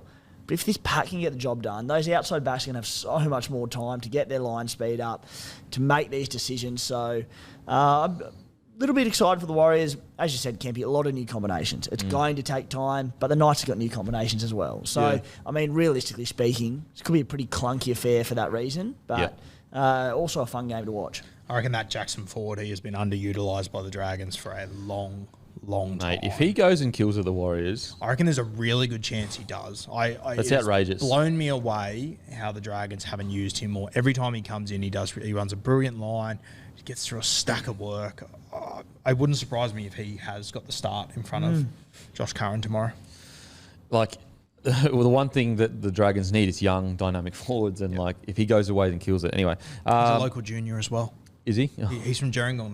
They've let go of all these guys over the last few years. It's unbelievable. Wow. From Gerringong, it's a town of about 5,000 people. There's about 10 guys playing first grade from Gerringong at the moment. None of them are playing for the Dragons. It's outrageous. Wow. Tyrone Wishart, you've got Ruben Garrick, you've got him, Tarek Sims. Like, there's so many of them around. Reece Robson, he might not be Gerringong, but he's down that way. Down that way, yeah, heaps of them. How they let go of Reece Robson and then let go of McInnes is one of the strangest things I've ever seen. Warriors versus Knights.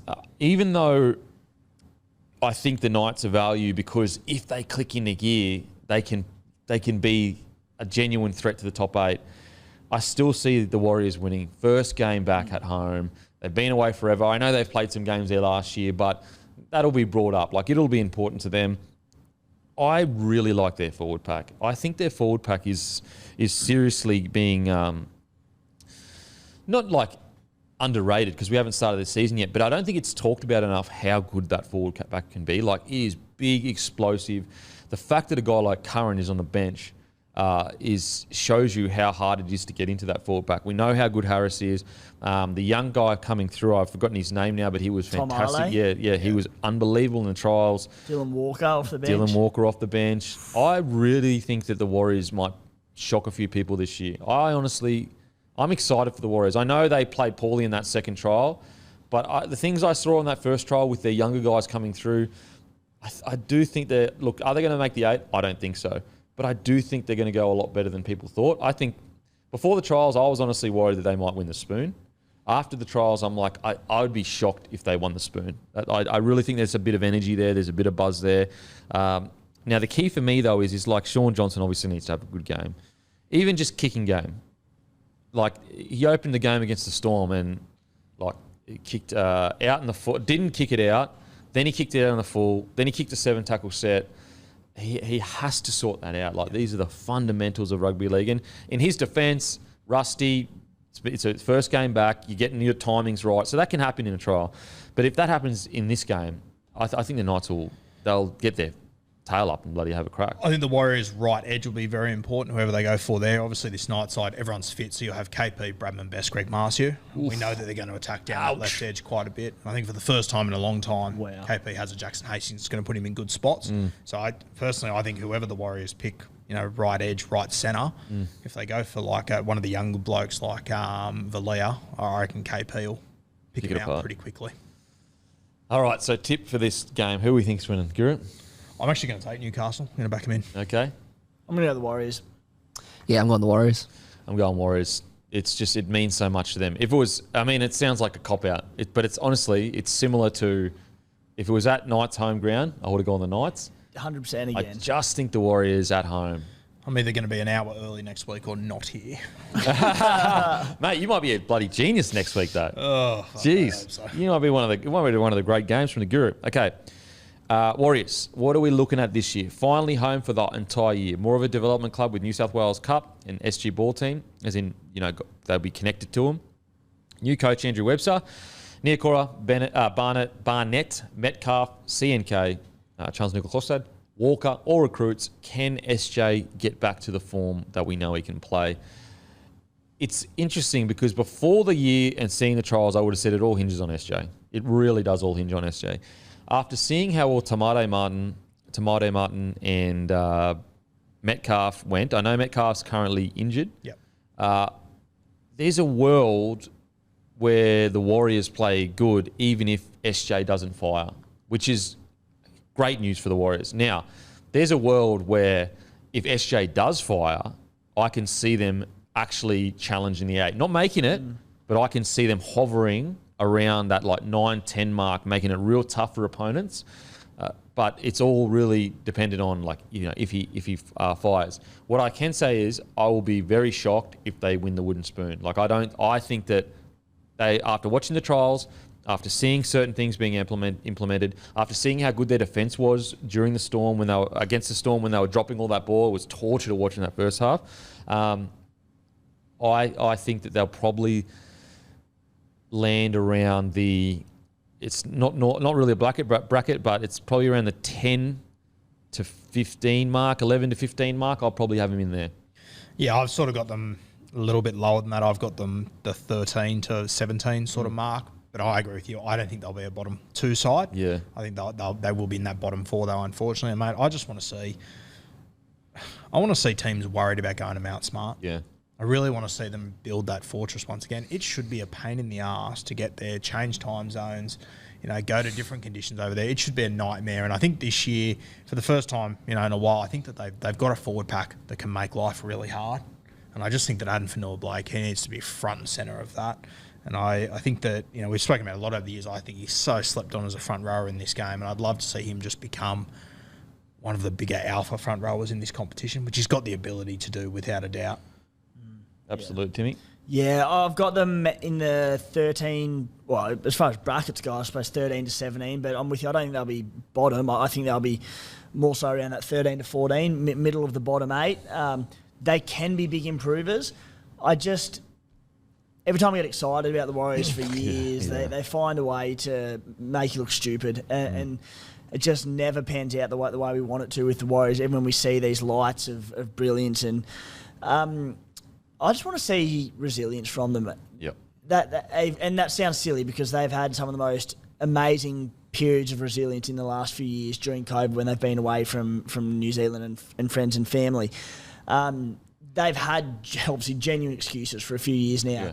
I just want to see, when games get tougher and their backs against the wall, I want to see them get up and turn those results around and keep those gaps narrowed and not have blowout losses against a gun side in the NRL. And, mate, there's no reason why they can't do that. So I think Guru said just you want them to be feared to play like they have been when they've been at their best in the years past. And with that forward pack, I think they've got the cattle to do it. So... yeah, I think it's a real foundation year. I want to see if I don't expect, to change the world in a year. I just want to see a foundation being laid for the future. Where we at the end of the year we're sitting here going, you know what, recruit 1 or 2 players and they might be in the 8. That's the kind of foundation I want to be seeing laid. I also want to see. I want to see Warriors football. Yeah. I want to watch them play rugby league and go, that's their identity. And what is their identity usually? Explosive through the middle, hard to tackle, a lot of tackle breaks, offloads. Now, you have to keep the structure. You don't want to make much errors, for sure. But what I loved in that first trial, they were so aggressive through the middle of that young crop that were playing in that Warriors game. They were hyper-aggressive, and I loved it. I loved it. And I do think they're headed towards that. When you sign guys like Barnett, you're sending a message of, we want to be hyper-aggressive here. And so that's what I hope. At the end of the year, we're sitting here going, look, finished around the 12th, 13th, 14th mark, but there's a foundation there. They weren't pushovers. And if they just recruit 1 or 2 more key players, maybe it's, maybe SJ is moving on and the young guys are coming through that, can develop into gun first graders, or maybe they go into the market, grab a centre, grab a winger, I'm not sure. But what's good is that now they're at home. If there is one thing that the Warriors have always been able to do, it's develop crazy outside backs where they're like showstoppers, where you're going, holy crap. So that's what my hope for them this year. Matty, where do you see him finishing? Yeah, I'm not the only one I know. I'm sure I know everyone here as well. I really hope the Warriors go good, especially because the last few years. But Timmy, what you said about resilience, I think and I hope that the last few years, because that was kind of forced upon them, that resilience has built from those last few years, even though the last few years were shocking for them, on and off the field. Well, not so much, definitely off the field because they had to stay away from home. Hopefully, hopefully they get some resilience from that. I'd love to see it. Unfortunately, though, the teams that didn't make the 8 last year, Manly, Brisbane, Doggies, like they've all improved more than the Warriors had recruitment-wise. Like the Warriors have had a lot of turnover, but they've lost Reece Walsh. So I don't, even if they've improved, let's say they've improved, they haven't improved as much as the other teams. So I've still got them sitting somewhere between, say, 12th to 15th. But I still think it could be an improvement of a year, even if their ladder position doesn't improve. They're a team at the moment I look at, and if they concede a try, I know they're going to be next to concede another try as well. And I think they just need to change that. You want teams leaving New Zealand after playing them, getting on the plane with ice packs all fucking over them. Well, I mean, that's the team they should be. When they were strong, that's what it was like. Was what You're it was. going, oh my God, like Francis Millie's flying in from the wing, bloody killing blokes. I agree with you. I think we've landed around the same spot, around the 11 to 15, 12 to 15 kind of area. But I agree with your sentiment, Matty. Like, if they don't improve on the ladder, I can understand it because of Tigers and Bulldogs that may improve. But you want to still say we're better than we were last year. Now, onto the Knights. Look, I think we've spoken quite a bit about the Knights in regards to all of their things, but brand new spine. Ponga at 6 all year. Will they get the best out of Dom Young? Can Best stay on the field? Saifides didn't play the World Cup to focus on the Knights. Look, the Knights, it really all just depends on their spine. Well, you know what? It does, for sure. But also, I want to see some grunt in their forward pack. I just want to see them heaps of energy, super aggressive, line speed. I just felt like watching the last couple of years, like they just didn't seem to have a lot of that energy. Like Tyson Frizzell would have energy on the edge there when he's running the ball, but just that crazy line speed that we saw from the top tier teams where they were just like, you're sitting there going, how are they going to keep this line speed up all game? I just never really saw that from the Knights, where I was almost shocked at the line speed. But all the best clubs, Roosters, Penrith, and yeah, are they on the edge of being offside? For sure. But it's like, do it too, Knights. Like, be on the edge of being offside. So I just want to see a super aggressive forward pack. I want to see the backs in defence shore everything up. And obviously I want to see their spine click, which it sounds stupid. It's like the whole team. Yeah. But that's what I'm looking for at the Knights. And, you could say it about every team if you wanted to, but I think Newcastle, similar to the Warriors, like going to New Zealand should be a pain in the ass. Going to Newcastle, knowing whether it's 30 degrees or it's pissing with rain, that there's going to be 30,000 there cheering on the Newcastle Knights, that should be a pain in the ass game as well. At the end of the day, you go in there to play Newcastle. They got 2 State of Origin front rowers. There's no excuse for them not to be belting and bashing you every single week. Yeah. I think that's all we need to see from Newcastle. And like when you've got guys like Greg Marzio and Bradman Best coming out of your end, like you should be going, every set far out, like another quick best set. 17 is very good, I think. I agreed. Yeah. It's a top 8 challenging. Their best 17 playing the best they can play is a top 8 challenging side.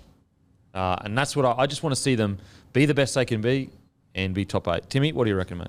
Basically reiterating what you said, Kempy, I just want to see energy from them and excitement and like, look at, I know it's very easy when you never lose a game of footy, but Penrith and they score tries and they're all over each other and they love it. Now, I'm not saying they necessarily need the arrogance in their game, but last year, some of the sides they were throwing out at times in their forward pack and they just could not get off the canvas. As you said, line speed was terrible. There was no grunt in their runs and they weren't running in pairs. All the simple parts of the game, there was none of it. I'm like, I just want to see them being on the same page, being a united club and putting out what we know this squad is capable of. Because as you said, it is a squad that should absolutely compete for a top 8 spot.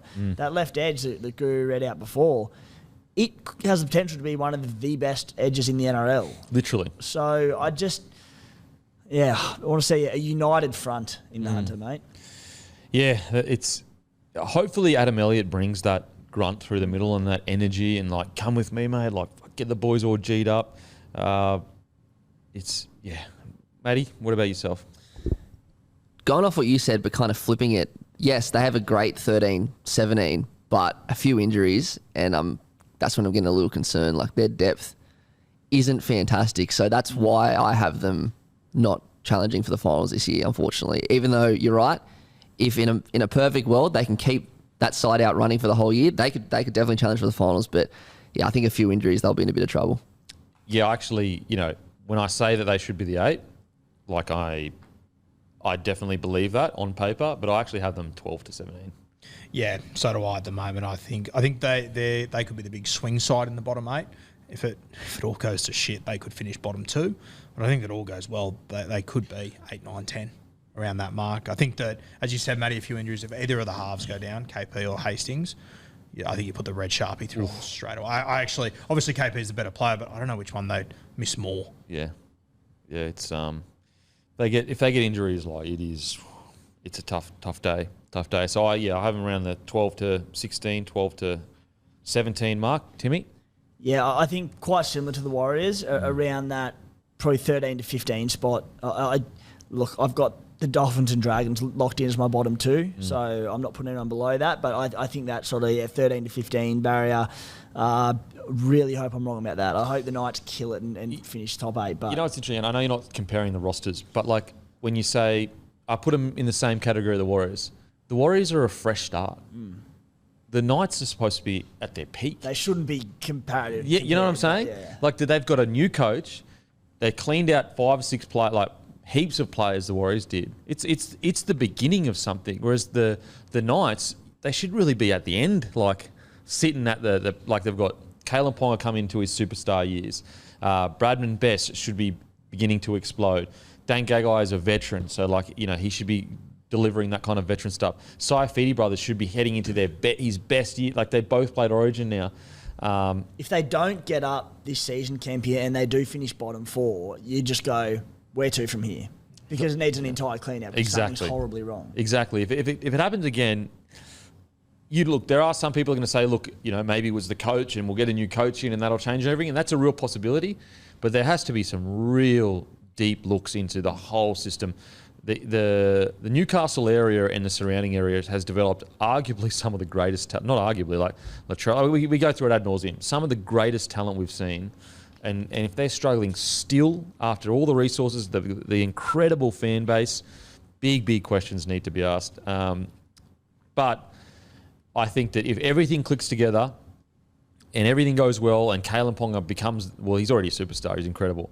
But if he plays the way we know he can play, they all of a sudden go to, as you said, huge swing side where you go, oh my God, they are genuinely fighting for the 8. If we can get Origin KP for 70% of this season. Fighting for the 8. Yeah, 100%. That's how good he is. Yeah. That's how good he is. Timmy? Matty, sorry? Yeah, I'm pretty much, you might as well have said Timmy because I literally word for word are almost the same. Like I've got Dragons and Dolphins down there and then I've got Knights anywhere between 13 and 15, same as the Warriors, like pretty much exact same. Okay. Now, before the next little... don't forget, guys, we will be at Armidale, 6 p.m. this Friday, the Grand Hotel. It's going to be a great night. We're all driving up, 6-hour drive. Ooh, the Gary Jackson will be hurting. Gary Jack is going to be absolutely stinging. Matty's actually driving me. I'm going to have just a case of bloke and an esky on my lap. I'm just going to chew through them while he does the hard. Rock up absolutely blind.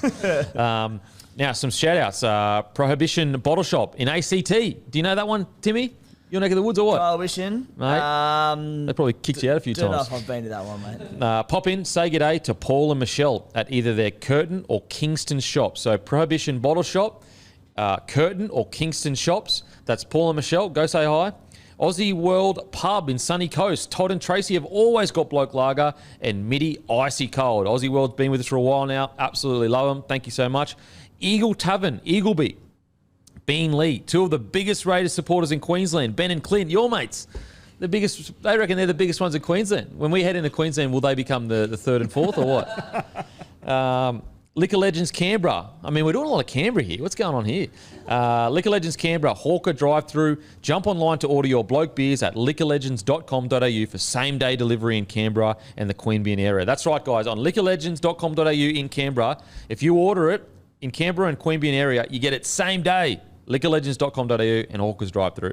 Hotel Illawong, Evans Head, kicking off the season Friday 3rd of March with a rooftop bloke party. Come have a drink with Broncos, Queensland Origin and Australian star Jarrell Yaoyi. That is at Hotel Illawong this Friday 3rd of March. Jarrell Yaoyi, there'll be a bloke party. Head down there and have a few beers with the great Jarrell Yaoyi. Evans Head, one of the great towns. Really? Yeah. North New South Wales. I used to go there as a kid to the caravan park. I remember we used to play cricket and a couple of caravans down was Adam Gilchrist. Used to always wait for him to come out and absolutely tonk you all over the park. Oh, mate. Tonky's cherries, eh? Now, Friday, Panthers v the Brizzy Broncos. Yeah, look, very tough opening match for the Brizzy Broncos. Arguably the toughest. The result in the World Club Challenge didn't help their case or cause at all because the Penny Panthers are going to be angry. They're going to be furious. It's at Penny Panthers' home. They just lost to St. Helens at home. This is going to be a very tough ask. Obviously, my heart always says Broncos, but I think Panthers get the job done here, boys. Just before you talk about it, so Brisbane have just trained, and at the moment, Reece Walsh has got the red bib on, not really training. Cobbo's fullback, Jesse Arthurs is on the right wing. That's as it stands. Well, Reece Walsh is a loss, but at the same time, Selwyn Cobbo flying, it's back. And Jesse Arthurs is so underrated for me, it's crazy. So underrated. How do you see this playing out? I don't remember that World Club Challenge, but Penrith, I'm very excited about them. I think that people are getting a little bit ahead of themselves, talking about how the Panthers are falling to pieces and whatever. I think they're going to have another great year. I think combinations will take a little while to sort themselves out, but I think that you'll see the difference that Sonny Luke's going to make when he comes into this side on Friday night. I am so excited to see Sonny Luke because if he, New South Wales Cup, won premierships, if he comes on and kills it, all of a sudden we go, oh, all good. He's not at Api Coruscant yet, but if he comes on and plays well, you go, oh, okay, I think they're going to be fine. And he doesn't have to be Api, I don't think. He's got a lot more upside than what people are expecting. Just offer something around the ruck. Yes. That's all. Yeah. When they played St. Helens, they just offered nothing around the ruck. And that's no disrespect to Mitch Kenny. He's a defensive player. You don't expect him to do that. But if Sonny Luke comes on, it changes the whole momentum of a game. We'll know more tomorrow when team lists come out, but there's a young bloke, Jesse McLean, who was the winger in the first trial. Scored a try in that game. Reckon there's a good chance. Because his Taylor May... He's done his ACL, I think. Yeah, ACL. He's out for the year. So Taruva's the obvious one, but I've heard that Jesse McLean's a really good chance, and I think Zach Hoskins might be a good chance at a spot too. Is Taruva injured? No. So you reckon there's a chance McLean's... Apparently there's a good chance they just go for a genuine winger. Wow. Yeah. That would be shocking because, he's one of the guys they elevated into the top 30 2 weeks ago. If that happens, because you don't want to... Not that anything will fall out from this, but you don't want to piss off your next gun outside back and be like, are you serious? I've just had the games that I've had, played the way I've had, and all of a sudden I'm not a specialist winger. So you don't want to get him offside and lose him. Yeah. Because he'd only be on a 1 or 2 year contract to River, I'd say. Yeah, and not saying it's a definite thing, but I've heard he's a good chance. Well, McLean did play bloody well in that second trial. First trial, yeah. Yeah, first trial, sorry. Timmy, how do you see this game going? Yeah, as you said, just because of the World Club Challenge loss and all the noise around the Panthers came out, they're going to be so fired up. So the poor old Broncos have just got them at the worst possible time. I see Penrith putting on a decent scoreline here. Fascinated by what the Broncos are going to throw up after a bit of a tumultuous off-season end to last year. How's it all going to come out on the field in round one? Time will tell. It's going to be...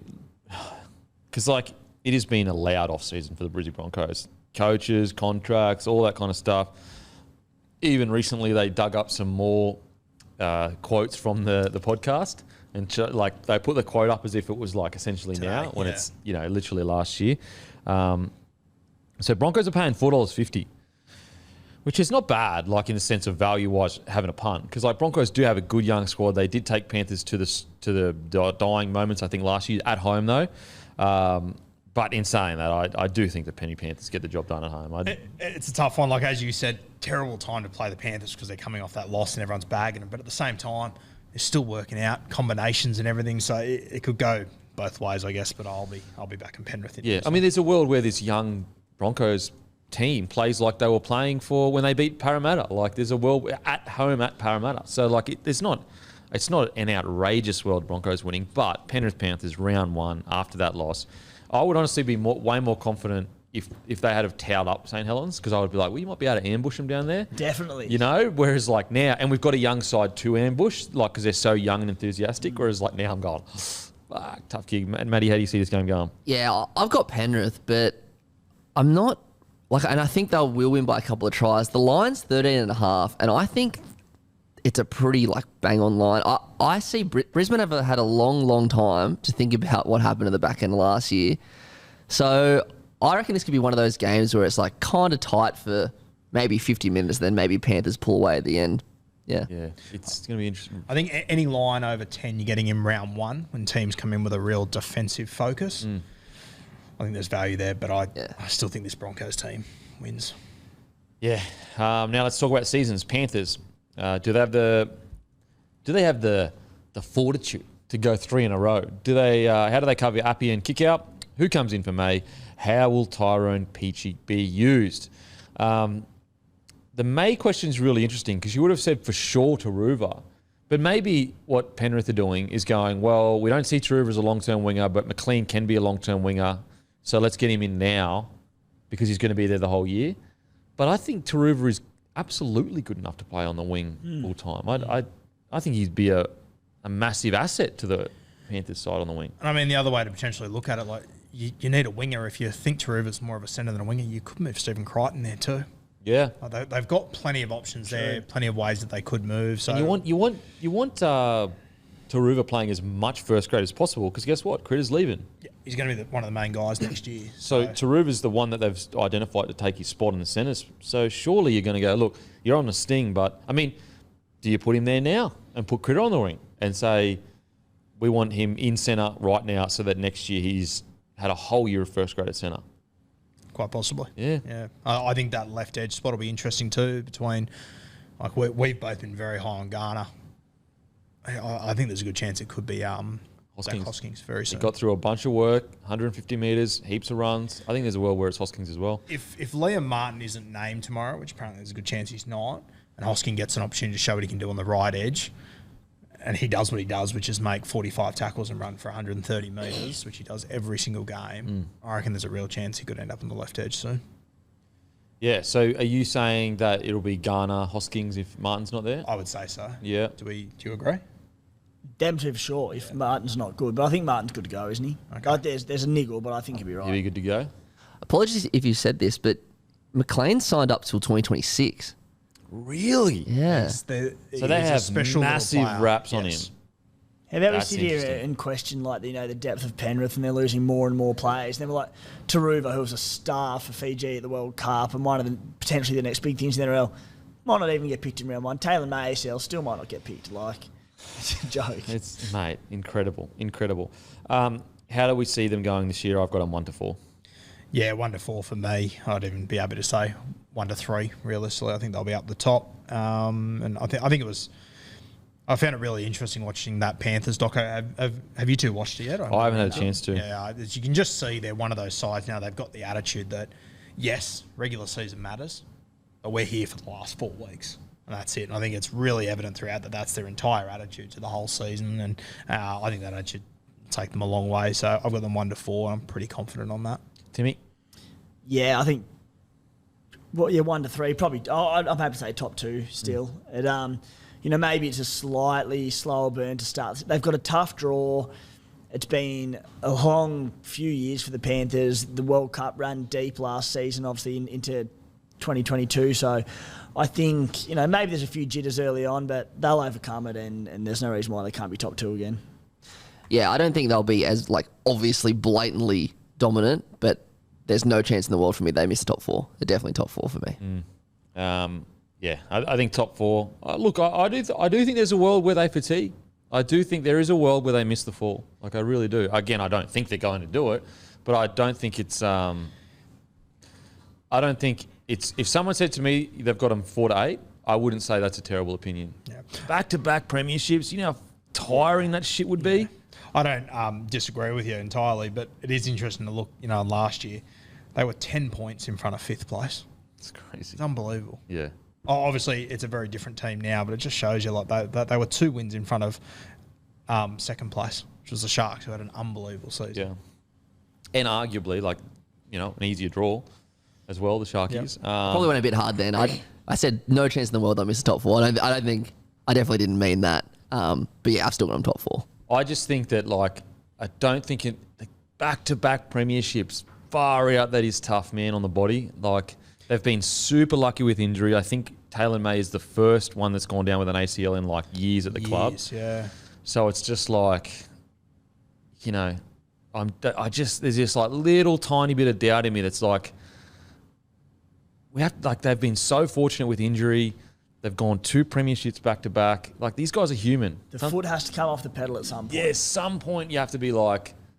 Now, it may not be this year because I've got a guy like Nathan Cleary at 7, but I do think that put it this way, don't be too shocked if like the first half of the year they really struggle and there's all of this doubt and all of this like Panthers are done, people are loving it because the Panthers have won the last 2 years, and then it all kicks into gear at the end of the year. I think there's a world where that happens. And, if we were sitting here for this episode last year and I said, yeah, the Storm, Roosters and Bunnies won't be in the top 4, you would have laughed at me. Yeah, for sure. And they all missed the top 4. Yeah, absolutely. But, like, I have them in the top 4. Don't stress. But I'm just saying, like, they're like these guys are human. Like, they are human. It will be interesting, the timing of their season. As you said, it wouldn't surprise me if they start slow. Yeah. And, if it takes them 8-10 weeks till they're at their best, all of a sudden Origin arrives. Yeah. Your halves go, a heap of guys disappear, and then I think they've got to buy around 20, and then they've got about 7 weeks just to prep themselves for that finals campaign. Yeah. And, like, maybe even internally they're trying to do that. Because if you're going for they've won the minor premierships, whatever, maybe internally they're loading, and that basically means what they do is they sit down their trainers and they go, all right, how much work are we going to get into these guys' legs and bodies? Because it is all measured, guys. Like, they don't just go out, throw the footy around, do a bit of fitness. It's all measured. Like, every time you train, you have a heart rate monitor. They will literally watch your heart rate and be like, you're working too hard, you're not working hard enough. And so there may be a world where they go, you know what, we're willing to not lose, they still want to win, but just back the workload off in the first 10 weeks and then really ramp into the finals. There's a world where they could do that. Like, it's not crazy. There's a 2-month preseason. We need exactly this amount of kilometres in this player's legs to play this position in this many minutes a game. Yeah. Like, to a T. They have everything. Every bit of data they can tell you. Like, this week you're up 5%, your heart rate was up 2%. You're probably going to start feeling fatigue, not this week, but the week after, and then all of a sudden you feel fatigue. They measure everything. Like, it's incredible what they do. But yeah, I mean, they're the Penny Panthers. It's going to be. I can't wait to see the next young guys coming through. Like, who knows? We might see you got Maverick Geyer on the edge there that could come through and be something special this year. There's a heap of guys there. So many. Come in and really so I'm excited to see that next crop, because I do think what I will make a prediction is there's going to be a guy that we haven't really spoken about that much that I think at Penrith will blow this year. The Broncos' heart rates have been dropping since 06. Yeah, Timmy. Never been the same, mate. Can Raiders even afford heart rate monitors or what? They tell everything those heart rate monitors. They don't lie. Mate, Raiders could just drop out of the comp. I don't think anyone would care. You know what? You might be right. No, I joke. I would miss the milk. I love the milk. I love Jackie White and the boys down there. It's all a joke, guys. Now, Broncos. Was last year a wake-up call? Is there a drama with the younger players and the coach? How many games does Randall need to play? Can or should they lock in Haas long-term? I tell you what, if they lost Flegler and they can't lock Haas in... And so this is one of those situations where, and again, I'm not saying that they were trying to free up money for Haas, and don't blame this on Haas, but if you're paying Haas, you can take that $1 million contract, 1.2, but this is the cost of it. You're not going to have a full pack all fleshed out because they can't afford to give an extra guy $400K. If we want to win a comp, like for example, Nathan Cleary reportedly on $1.2 million a year. What's crazy is that's unders. Mm-hmm. So he's currently taking unders. And so he's already making sacrifices because he knows he wants to be in a side that can afford to get certain players. And so with the Payne Haas situation, I hope, and fair play to him, get as much money as you can. But you do have to understand that if you take that big, massive, massive deal at the Broncos, we will lose players around you. And so you can play the team that's struggling to make the 8 and be on good coin. Fair play to you. Good on you. Well done. Or you can take a little bit of a pay cut and potentially push into a top 4 position because they have proven they could be a top 4 side. They could be a top 4 side with the roster they have right now, literally right now. So that's going to be interesting how it goes. How will Walsh go? I think he's going to add so much to the team. How will Cobbo go? Again, a lot hinges on Cobbo and his explosive ability to break games open. I am so torn on how they're going to go this year. I have no idea. Because the end of last year was so disastrous that if you focus on that, you go, the club's a basket case. It's going to be a fucking long year. But if you focus on the first half of the year or the first 16 rounds, you go, this is a club that's going to do exactly what the Sharks and Cowboys did a couple of years ago. So I don't know. I honestly just have no idea. They're probably my team that I've got the biggest range for where I place them. I see them being a 7 to maybe 12. Yeah, I've honestly got them 6 to 12, seriously. Yeah, probably maybe 6 to 10. For me, the hardest thing is, like, who drops out of this top 8? I know. Whose place do the Broncos take? Like, and we said the other night on the nosebleeds, like the Raiders are the easy answer because they finished 8th, but they didn't have their halves till halfway through the season. They lost their hooker in round 1. Like, well, Raiders with a full year playing the way they played in the back half of the year, I think they would have finished nearly top 4. Yeah, which is crazy, unbelievable. Yeah, and they're like, I see so many people saying, "Oh, this team will make the top 8. This team will make the top 8." You can only get 8 fucking teams in there. Like, who's going to drop out? That's why I worry. I think, as you said before, I think there'll be a lot of bottom 8 teams that will improve out of sight this year, but won't make finals, won't improve that much on the ladder. And Broncos, unfortunately, I think could be one of them. Where'd you finish last year? 9th, 10th? 9th, I think. Well, you could get heaps better and finish 10th in this comp, unfortunately. There's honestly a world where that happens. It's how many teams are improving. Timmy, how do you see the Broncos going? Yeah, such a fascinating one, aren't they? I've got them in probably I say the 9 to 12 bracket, but again, yeah, the 7 to 10 for sure. I've got them finishing probably 9th or 10th. I just think there's nothing more important, and we've seen so many examples of just the importance of, I suppose, a harmonious club off the field. Yeah. And the Broncos at the moment, from everything we've seen, they aren't that. So I just wonder how much that is going to impact them on field. And they might start the year and be 5 from 5 and go, sweet, they're all good. But it only takes one little flare up like we saw at the end of last season for things just to go into free fall. So I'm not convinced they have got the off-field side of things sorted yet. We know they're good enough to be, we said top 4, but I'm not convinced by it. So I've got them, probably 9th or 10th. Yeah, you're right in regards to let's say they haven't fixed their off-field dramas. Let's say there's still brewing underneath and all that kind of stuff. The only way they can go well is if they literally win nearly every game. Because as soon as they start losing in any organisation, as soon as something bad starts happening in you're not earning as much revenue, or you didn't sell as much as you should, you didn't win as many games as you should, all of a sudden the cracks appear. Finger pointing happens, blaming, and then it just becomes a snowball. Whereas when you've got strong organisations that stick to processes, everyone is on board, that's who can... Para Eels are the perfect example. Last year, everyone said, these guys are done. These guys are done. They got towed up a couple of weeks in a row, but because they've got such a good, strong organisation, there was no finger pointing internally. They all got on board and they made the grand final. That's going to be the interesting thing. And when you're looking from the outside in and you go, has the culture improved? And you look at losing Tom Flegler and Herbie Farnworth, 2 people who gave their all, and there was never seemed to be an issue around in the past few years when the Broncos have had their troubles. They're out the door. So it's just, it doesn't look great, but we'll see, won't we? Yeah, I've got 4 teams, 7th, 8th, 9th and 10th, who I think will get those positions, but I have no idea which order. And Broncos, for me, are in that bracket. I think they'll definitely be fighting for the top 8. I think they could definitely make the top 8.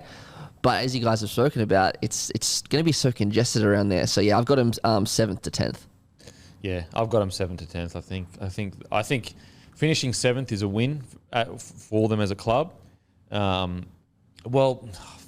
hard to say because they've shown they can be top 4. So you go, well, are we just lowering our standards? Like, we've got Reece Walsh, gun fullback, Adam Reynolds, premiership winner. Then we've got Ezra Mann, who came in and did a fantastic job, great future. We've got Payne Haas, Paddy Carrigan, Flegler. We've got Jensen, Hetherington. We've got a great roster. Tony Staggs, Selwyn Cobbo. When you look at that roster, you go, you know what? Maybe we are lowering our standards too much for what that roster is on paper. But then you also say, and I agree with you, at one point last year, I thought you were going to be a top 4 team. You look at the teams above you, you just said Canberra, if they played the way they did for the second half of the year, they were top 4 side. South Sydney Roosters, Melbourne. Guys that are consistently top 4 teams. Parramatta was in a grand final last year. Cowboys, Sharks, Panthers were top 4 last year. Similar to the top 8, if not even more so. You can only get 4 teams in that top 4. Yeah, it's really interesting. So hopefully they play finals footy. I think that'll be a satisfactory year, finishing 7th. But I've got them in the 7th to 10th bracket. I think anything less than 10th is really, really disappointing. For sure. Really disappointing. I know I can see that happening because of off-field dramas, but I just think anything less than 10th is honestly, anything less than finals footy. When you look at that roster is crazy. Like okay, the back line compared to say the Rabbitohs back line. I think that that back line is comparable to the Rabbitohs back line. Yeah, which, I mean, the Broncos, when you say anything less than 10th, is disappointing. Like, imagine if someone would have said that to you guys in 07. Yeah, I know. Don't, Guru. How dare you, sir? How dare you? It's funny because we used to have like pre-season meetings during that time, and it was essentially top 4 chat. That's it. Anything out of top 4 is not good enough. It's like something happened in 07 that changed the club or something. Someone came along or something. I don't know. Just fucking curse the club. Just curse the club. Now, on to Manly versus the Doggies. Look, this is a really interesting game. It's arguably one of the most swing games in the whole round because, Bulldogs have recruited so well that there's a world where Bulldogs go over there and beat them. Manly also notoriously start years slow in the last couple of years. Obviously, they're under new management now, so that may change. I think if we didn't watch the preseason, we'd probably all be sitting here saying, I can see the Doggies getting the job done. But after watching Manly come out and play the way they played, I'm backing Manly in to get the job done. Yeah, I'm backing Manly in at home. I think this Canterbury side, we obviously watched them play in their last trial and they got beat on the scoreboard quite convincingly, but I was really impressed with what I saw. First 50 minutes was good. It was looking good. And I wonder if they just came up against a Sharks side that would have done that to most teams. Sharks were almost unexpectedly ruthless in a trial. Yep. Which is scary. Very scary, yeah. So I'm hesitant on writing off Canterbury, but I just think we're assuming that Turbo is going to play. Obviously, Josh Schuster's not there, but I think that just makes DCE and Turbo more dominant. You going with KO Weeks or Cooper Johns? Mate, I would have said KO, but I mean, from the trials, I think you have to go with Cooper. I think you have to, surely. Yeah. I mean, sending a message as well of he's he's not experienced veteran as in he's played 100 games, but he's far more along in his career than Weeks. Yep. He did a really good job in the trials. You've got to reward that to show the rest of the... And look, Weeks had an incredible second game, last game, don't get me wrong, but it was at fullback. I think you go Cooper Johns, and I think that's one of the great stories of the preseason. I actually don't think that'll be a question for him. I think they will. Okay. I think it'll be an obvious Cooper just because he's got experience round one. I thought across their 2 trials he was their best player, to be honest with you. Timmy, how do you see this game going out? Yeah, Team Manly as well. I think my impression of them didn't change too much from prior to the season. I thought they'd be okay. Obviously, Tommy Turbo comes back into this side. The Doggies... with the Doggies in that second trial, it just reiterated to me how important this, taking time for new combinations is. And sorry to sort of dwell on about new combinations and the impact, but I mean, it's significant for so many teams in the competition. And in that second trial against the Sharks, they were clunky. There were even times where Reid Marnie, who I think has probably undoubtedly the best service from a hooker in the NRL, there were passes just hitting the deck, not going to hand, just because just little things change between your halves pairings and the players that you're hitting. I just think the Bulldogs could absolutely start this season slow and be 0 from 3 or 4. I don't think that'll happen, but it wouldn't be alarm bells for them because they'll build into this and they'll get on the same page as each other. And Manly, their side doesn't really change. Tommy Trbojevic comes back into it, so they're going to be significantly better than the trials. So Manly for me. What do you got there? Yeah, never ever take betting advice off me because in the World Cup Challenge, as we said last week, I lost twice in the same game betting on Penrith before the game and then again at halftime. But I'm eating this $1.74 Manly up.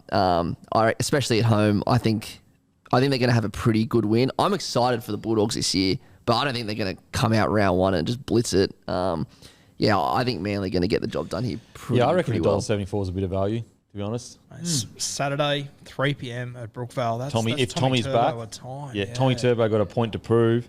I'm just looking at this. So last year, Schuster played 13 games. The year before, 21. Is there a little bit of concern of getting these soft tissue injuries, being such a big body? Again, I'm not saying he's injury prone yet, but it's just one of those things. It's damn, you're the main guy. You've had this huge off season. You struggled with injury last year.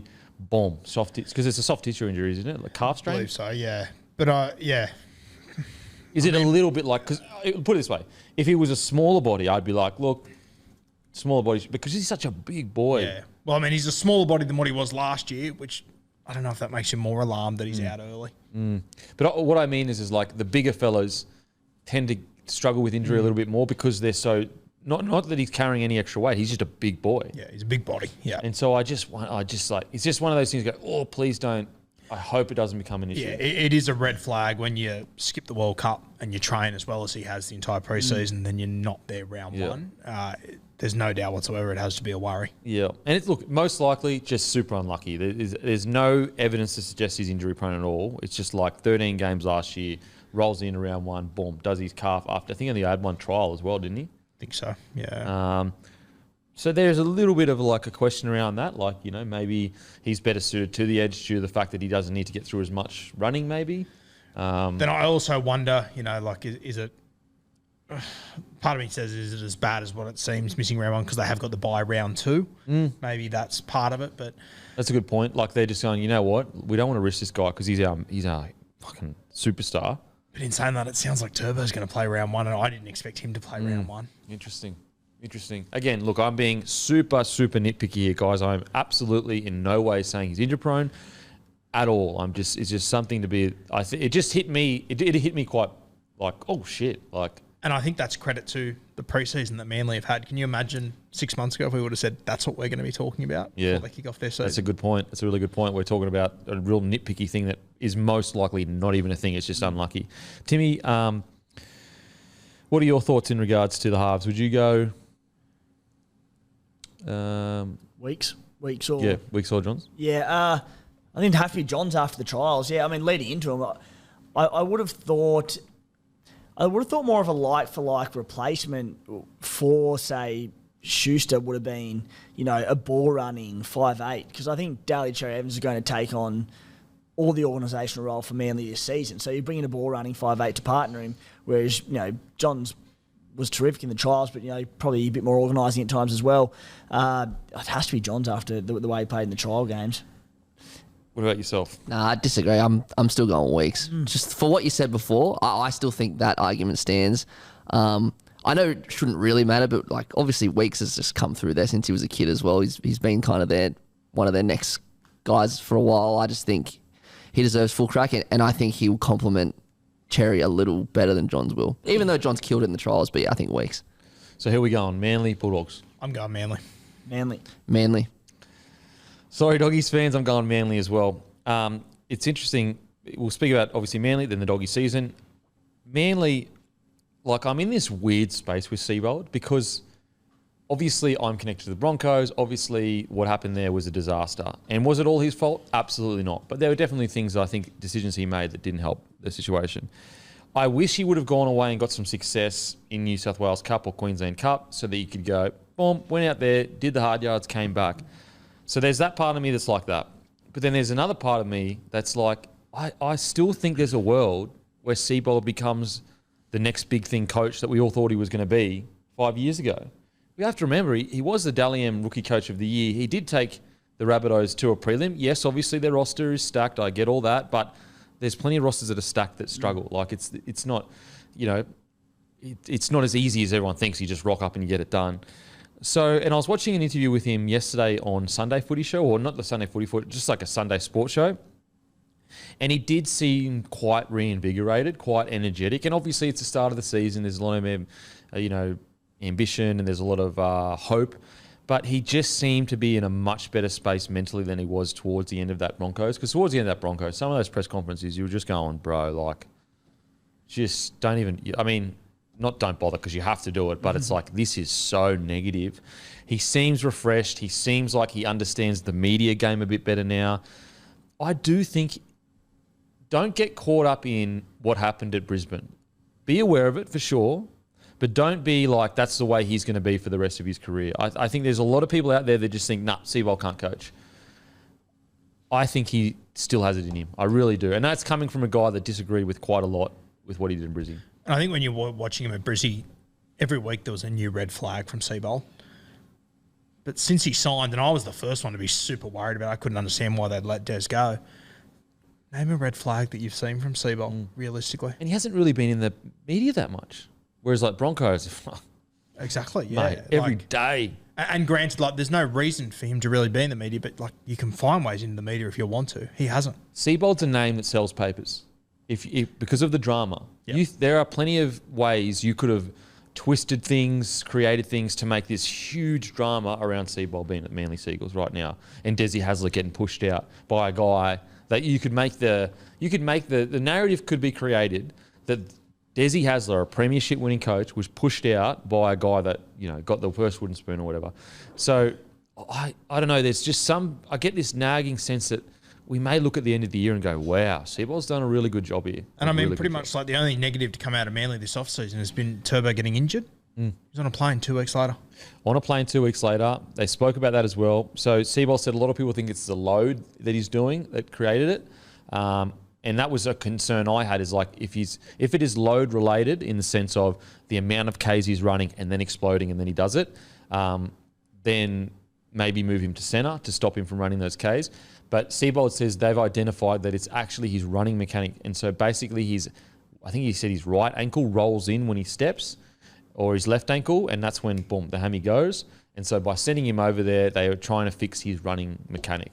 So, Wow. I missed that. That's so interesting. Yeah, it's really interesting. And the positive with a guy like Seabold, he is really forward thinking, like leans heavily into the science of things. So it's going to probably surprise some people, but I'm actually backing him in to do something all right this year. I don't know. I just got a feeling about it. Happy to say, not happy. I'll be upset because I don't want a bloke to fail. But if he turns out and he struggles throughout the year and whatever, fair enough. But I don't know, man. You tell me, watching those preseason games, they didn't look like a happy squad together, playing footy together. No, I agree. And we said before, like we're obviously nitpicking about the Josh Schuster conversation, but the guy that came in for Josh Schuster is one of the form players of the trials, Cooper Johns. Once again, under Seabold. Had 3 tries this the first game, a few the second game. 2 or something in the second game, yeah. So playing with guys he's never played with before. In a system that he's gone from the Storm system, one of the best. And look, he was... That doesn't mean the Storm system is the best. It's just like, it's not like he went from a really poor system to a great system and we went, oh, that's the reason why. It's like he's gone from good system to good system. And it's not like he was playing second fiddle to DCE in those games. He was sort of controlling that side, I thought. Yeah, DCE didn't play any trials, I don't think. No. So you're right. It's not like he was just relying on DCE to get him around the park or whatever. He was the man, the guy. So I don't know. I've got a bit more hope with Manly. Last year when it all was going terribly, I was sitting there going, it's not going to be good next year. After seeing how they turned out in the trials, and look, it's only trials, but just the energy around the place. I do feel like there's young guys coming through. You've got Weeks, you've got Kohler. There's just a bit of something going on there. There's something going on there. I don't know. They're one to watch for sure. Now, with Manly, where do we see them sitting at the end of the year? I've got them that 8 to 12 sort of mark. They're a team that I think can play finals footy if it all works out. If Turbo plays the entire season, I want to put them in my top 8, but once again, I just can't fit everyone in there. So I've got them 8 to 12 around that mark. Do you think? Tommy Turbo stays fit. I think 5 to 8 for sure. I think there's no reason why they can't, with a fit Tommy Turbo, even be competitive come September in finals football and threatening as we saw a couple of seasons ago. Yeah, if Tommy Turbo, if it doesn't happen, if Tommy Turbo gets injured and he doesn't, and he misses a big chunk of the year and particularly the back end of the year, then they'll miss the top 8. I think it's as simple as that. But if he stays fit, they can give this competition a shake. Yeah, I've got them 7 to 10, much like the Broncos and those kind of teams. I think Brisbane and Manly are pretty obviously the two teams I think that didn't make it last year that probably a best chance of making it, and I've probably got Manly just ahead, maybe not. Actually, I don't know, but I've just got them somewhere 7th to 10th. I've got them 6 to 10. I really think that... I honestly even think there's a world where if they lose Tommy, they still get real scrappy and fight for the 8th spot. So I've got them 6 to 10. 6 to 10. Before Jersey Gate last year, they'd lost Turbo and I was going, I think they'll still make the finals. And I didn't think they would 3 weeks before that. Yeah. They were playing great footy too. Playing unreal. Yeah. So I don't know. I think there's a bit of hope around Manly. I know it's just trials, but there was something about the environment that just seems to be working. Now onto the Doggies. Obviously, new coach Serraldo. New recruits, Marnie, Kikau. How many games will Reynolds play left side, including Foxburt and Kikau? Who will be the fullback? That's probably like my biggest concern for them this season is who is going to be their fullback, because I think Bulldogs fan, be patient. If they don't come out and blow everyone off the park, just be patient. This is a long-term plan. I think we're going to see the best Bulldogs towards the end of the year, so I think they're actually going to give up quite a few points first maybe 10 games. And then when those combinations start to click, Reid Marnie, Kyle Flanagan, Burton, and they settle on a fullback, let's say they settle on a fullback that's playing well, I think we're going to see the dividends of that. So I just think Bulldogs fans, be patient. I know there's a lot of excitement around the joint and everyone wants to just get off the start of the year and just be killing it. How good, we're back. The Dogs of War are back. Be patient. It's going to take time. I think it is going to be an improvement year in regards to how they play their footy. How do you guys see the year for the Doggies going? I agree with you. I think they will start a little bit slow and it'll develop as the season goes on. But, I mean, this is a team that I think a lot of their fan base is hoping and expecting a top 8, berth here. But, fuck, if you're starting 3 or 4 weeks behind the 8 ball with combinations and everything, when you look at those top 8 sides, it's going to be very, very hard to make it up, I think. I'm very excited about Canterbury. I think that they're in for a very exciting few years, but I can't put them in my 8 as it stands right now. Yeah, I think 8's a bit ambitious this year. And as you said, like the fullback spot's interesting. Obviously, Hayes Perham's been there. We've heard, all the raps and everything. I haven't seen it in the trial, so I haven't seen it just yet. So hopefully it develops. But the hard thing is, like, whoever you put there, it's not a solution, a long-term thing. You've got Stephen Crichton coming the next year as well. Well, actually, sorry, I wanted to speak about that. He said it's not about position. So I wonder whether, like, is he definitely the fullback? You know what I mean? Like, is there, because, like, if he says it's not about position, then it's like maybe he's happy to play centre. I think he will land at fullback. What I'm saying is, is it a sure thing? Like, Critter's the fullback.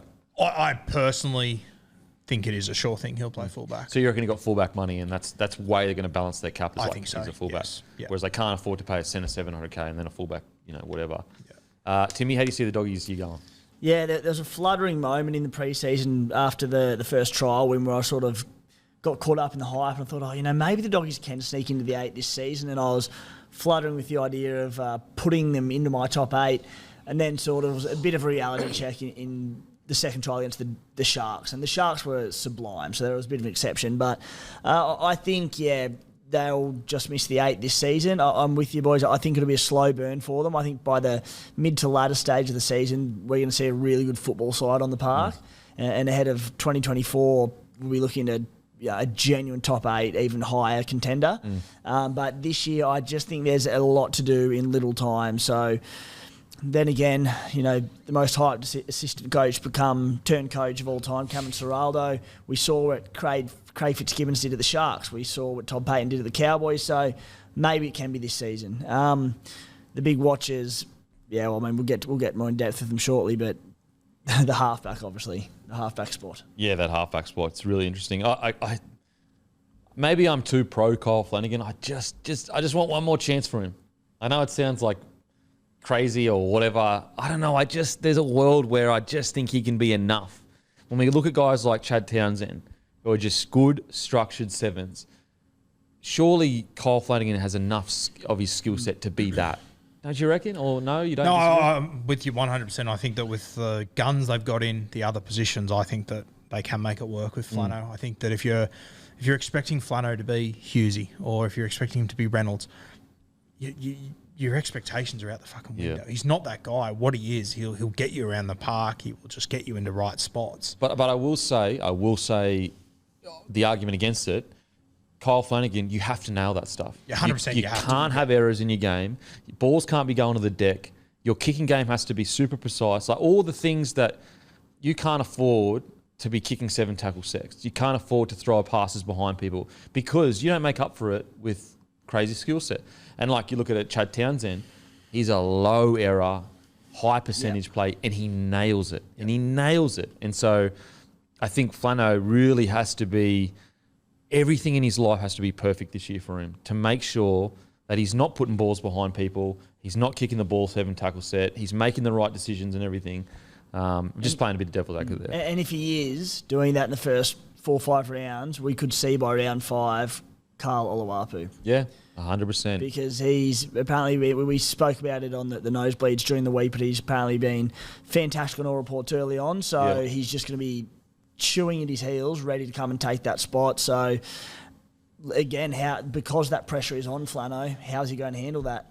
I mean, talk about he's almost dealt with like the most pressure ever for a fringe first grader. You know, like he's got so much pressure on him, but like he doesn't. It's not like he's got all of these accolades to back that pressure up, which I feel sorry for him. I really do. I felt sorry for him since day one. He arrived at the Roosters, stepped into the shoes of Cooper Cronk after playing a handful of first grade games, and people said, they'll be fine with Kyle. It's like, you fucking serious?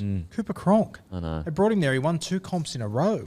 It was his 3rd comp in a row that he won too. And everyone went, Flano killed it in Toyota Cup. He'll be sweet. Crazy. He still got to a semi or a prelim. Yeah, I think they came 4th that year. 4th or 5th? I know. It was the year after Cooper Cronk leaves. Yeah, and I think it's the highest they've finished since Cooper Cronk has left. I think. So I think that's proof that he could be a top 8 halfback, at least good enough for that. So where have we got them finishing this year? I've got them sort of 8 to 12 at the moment. Yeah, 9 to 12. Yeah, I don't have them getting finals. I got them about probably 11th or 12th, but still improving a lot. Yeah, I've got them about 10 to 15th. 10 to 14th. 10 to 14th. 10 to 14th. Only 14th to be disappointing. Only because look like you got Broncos, you got Manly, you got Tigers, and Tigers are around the same. You got Warriors that could come out of nowhere. You know, just 10 to 14. I'm not saying they're going to finish 14th, guys. That's the bracket I've got them in. I think 10 with the standard of footy that is the squads that are going around at the moment is a win for the club, and they can build on that next year. Which is ironic because didn't they finish 10th this last year? The Dogs, they finished 12th. 12th. Okay, so that'd be an improvement. So yeah, 10 to 14th, I reckon. And just confirming as well that that 2020 year when Flanagan was the halfback for the Roosters was the last time the Roosters made the top 4. Yeah. Which doesn't get enough appreciation. And Canterbury finished 12th last year. I think in their first 13 games they won 2. And they swapped coaches. Yeah. And I think that's the other thing, and I'll be very interested to hear what you guys think once you watch this Panthers doco, and if you haven't watched it, check it out. Serraldo stands out so much. Oh, really? Just the communication that he has and the way that you can just see everyone in the room is, normally or sometimes with assistant coaches, you can see the boys are sort of like, yeah, okay, come on, let's go. With him, it's a very different vibe. Yep. So, yeah, just be patient, Doggies fan. I know it's exciting. The foundation is there. Just be patient. It'll come. Now on to, got some short store shout-outs. Mike's Bottle Shop in Cranbourne. Owner George is stocked up with midi and lager and is running a party shirt promo. What's a party shirt promo? If you buy a 6-pack or a case, you have a chance to win a Bloke party shirt. As I said, got message on the weekend of people that have won this shirt. Absolutely stoked. So head into Mike's Bottle Shop in Cranbourne. Is that how you say it, boys? Cranbourne? Cranbourne? I believe so. Cranbourne? Owner, as I said, owner George has got it all stocked up. Sorry? Good race track down in Cranbourne. Okay. Don't know why I needed the ad to add that in, but we've done it now. So I'm sure Cranbourne will appreciate the input. I think they'll thanks, appreciate Timmy. that Yeah, shout-out. thanks, Timmy. It is good. Bottolo, Lurline, St. Cranbourne. Owner Andre is stocked up with midi and lager. Celebrations Clorinda. Manager Ross is stocked up with midi and lager and is running a soccer shirt promo. So exactly the same. You buy a case or a 6-pack, you go in the draw to win a soccer shirt. And these draws, you're not going in the draw to 100 people or whatever. We're talking, 20, 30 cases. So you're 1 in 20 chance of winning a shirt. So get in there, grab a case or a 6-pack. And we've also got the Burnley Bottle Mart in Richmond. Ashley, the manager, is stocked up with both midi and lager, so go through the drive-through after a Storm home game. So Burnley Bottle Mart in Richmond is in Victoria, Melbourne, guys. And they are doing, head through the drive-through after their game in round 2, grab a case, or this week, head through the drive-through and grab a case of Bloke in a bar. Now let's get to the next game. Oh, actually, all those places of Victoria. Holy heckers. All those places in Victoria. Apologies, I did not know. Did you know that? And you obviously did. Any racetracks down there? Is Cranbourne in Melbourne, Victoria? There was a shout out to our Victorian listeners, so I thought they were probably in Victoria. I didn't read that. I honestly didn't read that line. I didn't read that line. So it's all Victoria, guys. So all our Victoria listeners, head into, you got Mike's Bottle Shop, Cranbourne, Bottle-O, Lurline, St. Cranbourne. You've got Celebrations, Clarinda, Bottle-O and Hastings, and the Burnley Bottle Mart in Richmond. We'll talk about it when we get to the Sharkies, I guess, but Jesse Ramian just signed a 3-year contract extension. Yeah. Yep. Such a good signing. And I bet you they got him for a good deal too. Yep. He's so good. He's so not like rated as like nowhere near as high as he should be in my opinion. He'd like had all this hype heading into like that he would play Origin, and then he went to the Knights, whatever happened there. He's come back and he had maybe one quiet year. Outside of that, I think he's been outstanding. And also every centre he plays, he usually shuts them down. Yep. You don't really see many centres getting it over Jesse Ramian. His defence is underrated. Yep. Okay, now on to I think this is they call this the worst match of the round. I don't know why. Cowboys versus Raiders. One of the real bludger games. Why? Because the Raiders will put 40 on them. No, one of Done those. by half time. This is going to be a cracker of a game. Two big, strong forward packs going at each other. Raiders with a lot to prove. Cowboys with that standard that they've set themselves. I cannot wait for this game. I cannot wait for it because although the Raiders, they struggled in preseason and they came 8th, as we said, if they had the way they finished last year, they were genuinely taking it to the better sides. And this is one of those games where I can see an ambush happening. I'm backing the Cowboys to win, for sure. But this is a game where I can see a genuine ambush due to the fact that there's all this hype on the Cowboys and everyone's like, they can win a comp this year, and rightly so. I'm on that hype train. But the Raiders are Ricky Stewart Raiders. This is what they love to do. They love to go away to people's homes and fucking belt them. What do they do down in Melbourne every year? The Raiders could be coming last. They go down to Melbourne and they win. They take it to Melbourne. So these are the kind of games Ricky Stewart thrives in. The underdog, the no one gives us a chance, all that kind of stuff. How do you see this going, Guru? Actually, we'll go to Timmy first, mate. How do you see this going, mate? Yeah, look, tough round one, haul up to Townsville. So, result-wise, I do find it hard going against the Cowboys. It's also, I haven't checked the forecast, but I'm assuming it's going to be stinking hot up there. 30 degrees it is. 30 degrees, coming from Canberra up to that. The Cows have had the whole preseason in that. It's going to be hard yards for them. So, look, I'm tipping the Cowboys in it, but you're right, Kempy. It's such a fascinating affair just because two such dominant, big, strong forward pack. So, that's what the Raiders want. Turn it into a tussle, turn it into a grind, and, maybe we sneak away and win at 10-8. Yeah. Said attacking structures are always quite clunky early on in the season. So, I think attacking flair, Cowboys have more than the Raiders do, but early on, it might not be there. So, the Raiders can definitely cause a boil over, but tipping the Cowboys.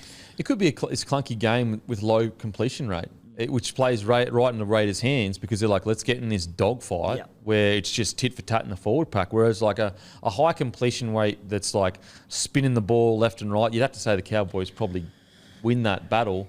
Whereas dogfights, I still think Cowboys win the dogfight, but I think it's a much higher chance with the Raiders in that kind of grindy because game. We don't really have a fullback to start the season, and like even when Xavier Savage comes back, so there's still question marks around him.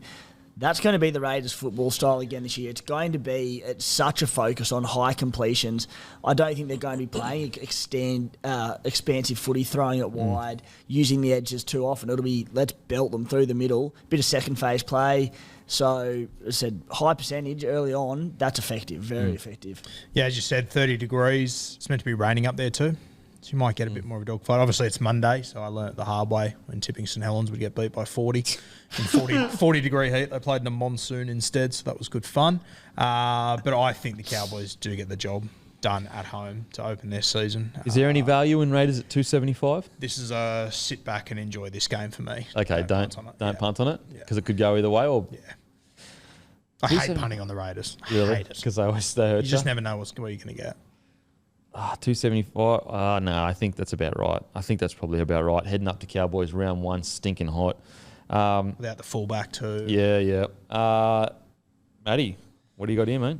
Yeah, I'm pretty similar. I'm very high, just like a lot of people on the Cowboys this year. I think it's going to be tough for Canberra. They've already had to deal with losing their fullback. They got a new, like Danny Levi's going to be their hooker as well. There's a few question marks around the Raiders, and it seems like the Cowboys have had their preseason basically interrupted. They're going up there. It's going to be hot. So I think both teams are going to have good years, but in this game, I'm definitely going the Cowboys. Okay, let's go to Cowboys season.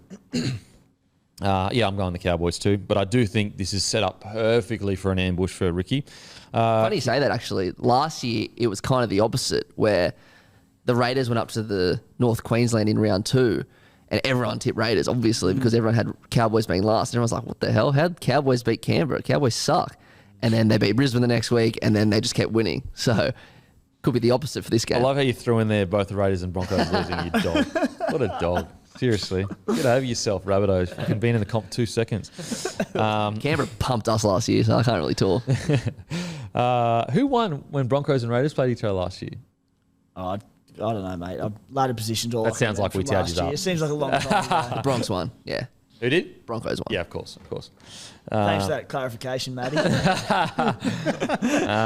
Okay, Cowboys' biggest questions. Can Payton's hard edge work again? Can he do the same thing year after year? Will Nanai be as effective this year? How will they manage Dalmalolo's work? And Lukey returns from injury. Look, I think it is a question of Payton, back-to-back years, this hard work. It's definitely a question. I don't think it's going to be an issue. I just think that new standards have been set at the Cowboys and they're going to meet them. Nanai, I think he will be as effective. Taumalolo's workload, I already thought they handled that really well last year and they've almost changed him into a new player, which is fantastic. But the big thing that I want to watch this year, well, two things, but the first thing, Lukey, I think he's going to have a breakout year. I think he's going to be absolutely outstanding this year. Hillam Lukey, if he stays injury-free, obviously. He is a guy that has gotten lost in the Nanai noise. You know, if you go back and you look, it was actually Lukey that was probably ahead of Nanai in regards to boom, young forward. Gets injured, Nanai does what he does, and there's no denying he's incredible. Denying. Oh, Jesus.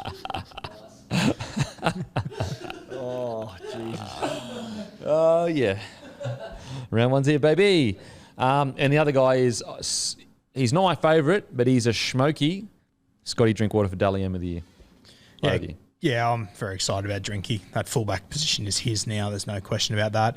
The other guy I'm really excited to watch this year is Tommy Dearden.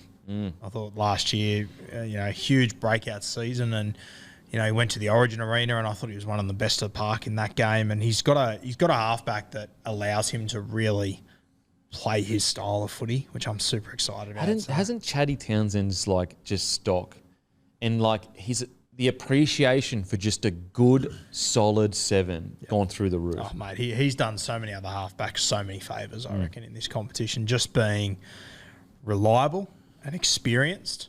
I think we undervalued it before last season quite a bit. Mate, you couldn't find a single person that wasn't totally ambivalent at best to totally roasting the signing of Chad Townsend when it happened. Yeah. I honestly felt like I was the only bloke in the world who was like, I think he's going to bring quite a lot to the club. But even I didn't think he was going to bring this much. Yeah. It's incredible. Question around Tom Dearden for you both. What's the ceiling on him as a footballer? Because, genetic attributes-wise, he's not the strongest halfback in the game. He's not the quickest. He's, a good organising half with a bit of attacking upside. Now I know we saw him play Queensland last year and excelled. Is he limited by his attributes in that, is he going to be a Chad Townsend where he'll always be borderline around the rep sides and, in and out for Queensland when they need him, but there'll always be, higher profile halves, Munster and Ponga for starters to play there? Or can he be an Australian 7 long term? Where do you have him at? I actually think he suits a structured 7 more than a 6. I actually think he still has the potential to be... everyone talks about Sam Walker being the replacement for DCE. I would have Dearden just as close. He's got mongrel in him. He's a great defender. I don't think we've even come close to his potential in regards to structure. He suits the Queenslander spirit as a 7, this little tough, aggressive mongrel to a degree. I actually think that his ceiling as a 6 isn't very high. In this, we're talking within context here. We're talking the Munsters, all that kind of stuff. But I actually think his ceiling as a 7 he could be one of the better ones in the comp. Genuinely one of the better ones in the comp. I agree. I think he's a little bit more than a Chad Townsend sort of footballer, and that's not taking anything away from Chad. I just think he has got more upside. I think he's a little bit stronger than what you probably give him credit for. His support play is unreal, and mate, matters so much. Defense as a halfback, like it's all good and well to be a great seven, but if you go out there and you're conceding points or your edge becomes a target, it can just cost you so much. Like you have a look last year, like he was averaging 92 run meters. It's incredible. And we don't put him in that category of Jack White and he's a running sort of guy. Like he's got great. Well, how much playing was too. Jackie White averaging? Just so that we can get a gauge of like This will be interesting. he's like how undervalued his ball running is. And as you said, it kills me to say it, but you mentioned the words Queensland spirit. He's just a goer. He I fucking love is. that about. And there's not many guys as halfbacks that would have overcome what he's overcome in his career mate. to be where he is in such a short amount of time. So that says a lot about his character to me. Put it this way, I would love for him to be the next seven to replace Adam Reynolds at the Broncos. Even though I know that sounds fucking crazy because they let him go, whatever, blah, blah, blah. I have a huge respect. What do you? So Jackie White last year averaged 100 running metres per game. It's funny, the last 4 years have been around 100, but then the 4 years before that are significantly higher, which I He didn't. played fullback. Oh, of course, that's why. Yeah. So he's 100. And So what Oh, it's was 100, yeah, Dearden yeah. was 92. 92. Yep.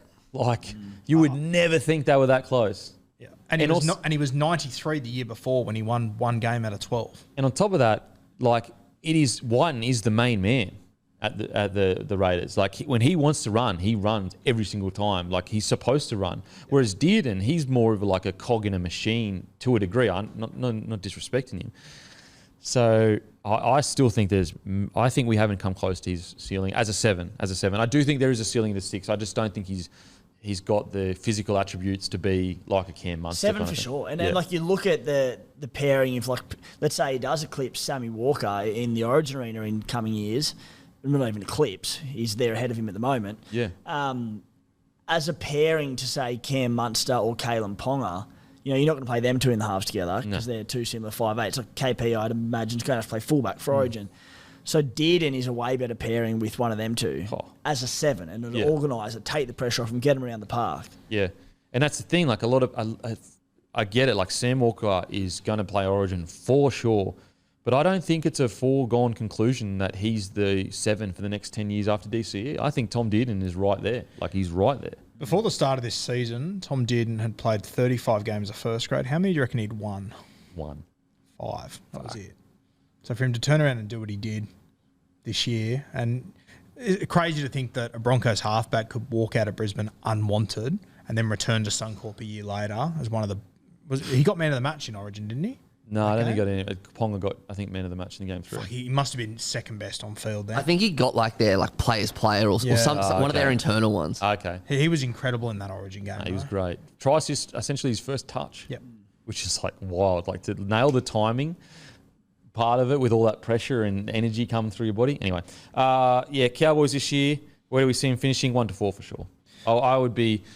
I mean, there is a world where they're overworked and maybe it's really hard to stick up with the hard edge. But anything less than 1 to 4, in my opinion, with this roster and the way they're looking right now would be disappointing. Yeah, I've got them around that 2 to 6 sort of mark, but I'm expecting them to be 3 or 4. Yeah, 3 to 6. 3 to 6? Yeah, I've got my ladder here. I've got them 5th. It might be a bit harsh, but I've got them probably 3 to 5th. 3 to 5th? Yeah. Where'd they finish last year? 3rd? 3rd, yeah. Yep. Isn't that crazy talking about the Cowboys? So I've got them 5th. That might be a bit harsh. Yeah, I know, it's I crazy. thought it was being over the top having them in 15th this time last year. Now, to Raiders. Wrapping up 6 to 8 weeks, he'll be fullback. Halves will get a chance. I think it's Okay. going to be Sebi Chris. Oh, really? Yeah. Inside scoop? Yep. Jordy Rapana's come out and basically said he's happy not to play fullback. He said he's getting on in age. Yeah. Doesn't know if he's got the K's in the legs. Interesting. So I think it's going to be Seb Chris, which Has he ever played fullback? I think in maybe 20s he might have spent some time there. But yeah, they don't have anyone else there, mate. Like, really. Crazy. It's like, that's what we talk about roster balance. Like, you need to have a backup fullback. Like, you got to have at least a backup fullback that's playing Q Cup or something, but they mustn't. Like, 2 to 17, they've got depth everywhere. They've just fullback. They just don't have. yeah, wow. As I said, even when Xavier's there, it's not like it's Still unsure as to whether it's not Scott Drinkwater or someone who's locked into the spot. Like, there's still going to be question marks. So it's very concerning, that fullback spot for the Raiders. Just on Seb Chris, I don't have 20s in front of me, but he hasn't played for NRL there, and he's only played one game of New South Wales Cup at fullback. Yeah, because he's not a fullback. because he's a centre. Because he's a centre. Okay. Yeah, Raiders this year, I was really, really high on them coming in this year. I think Ricky's turned a corner. I thought they've developed their youth really well last year. Obviously, towards the back end of last year, they played fantastic. I've pumped the brakes a little bit on the excitement, but I still think they've got the roster that can make the 8. I probably have them from 7 to 10 at the moment. 7 to 10. Yeah, I'm the same. 7 to 10. I think if they make the 8, it'll be in 7 or 8 spot. I think that anything below 10th would be a huge disappointment for this club. Do you think? I've got them really, same as you boys, but even more refined, 8 or 9. I can sort of see, like, I've got them in Manly around 8 and 9, and essentially if Tommy stays fit, I think, that could be enough to push the Raiders to 9th. So, and like, I'm just worried about the 1, worried about the 9. I'd worried about how many points they've got in them this season. Obviously, the plus side is, we've spoken about it at length, but Jamal Fogarty came back last year and we were terrific. So another full preseason with Jamal, who looked great in the trials. They're hopefully top 8. Yeah, as I said before, they're in my 7 to 10th. It's Manly, Para, Brisbane, Raiders. They're my 7 to 10th. Don't know which order. Look, the positive is Whiten and Fogarty get to start the season again. But they're starting the season with a new 9 and a fullback that's not a fullback. So and without a 13, really. Yeah, he's played Tarpany there. I would have put Tarpany in front row. And anyway, so interesting year for the Raiders. It really all hinges on Savage coming back and killing it. He really does. And obviously Danny Levi, just good service. What would you do with the 13 spot? Do you just play power forward or...? I don't think they really have the ball playing lock to not just go the power forward, knock them down sort of role. There's a bit of Trey Mooney, but I'm sort of hearing now that Trey Mooney and Adam Mariota, who's the other one who's had a big preseason, they might not even get that final bench spot. Pasami Saulo is the one he's been killing it. So he could be the final one on the bench there.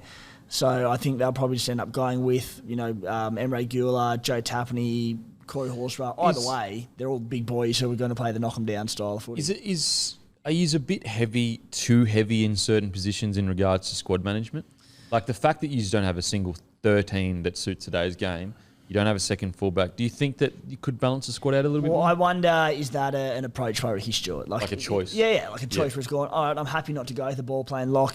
The Raiders' strengths is in our pack. Sure, we've got some good outside backs, but we're not littered with stars out there. We're not littered with so we don't have a star fullback. So maybe he's just going, I want that big lock. And even you look at depth and whatnot, Trey Mooney, Adam Mariota, Saulo, a few of these blokes coming through, they're on, bugger all money. Yeah. So we've got depth as a result of, probably good development at the club. Yep. I mean, a few of them have signed from other clubs, but so I don't think it's too bad. It's more just the fullback one that's just the fullback is the glaring one, and I think I'd love to hear from Ricky Stewart and get the word, but I think the 13 is probably more of a choice to not have a ball player. Yeah, okay, and just go and power through the middle. Yeah.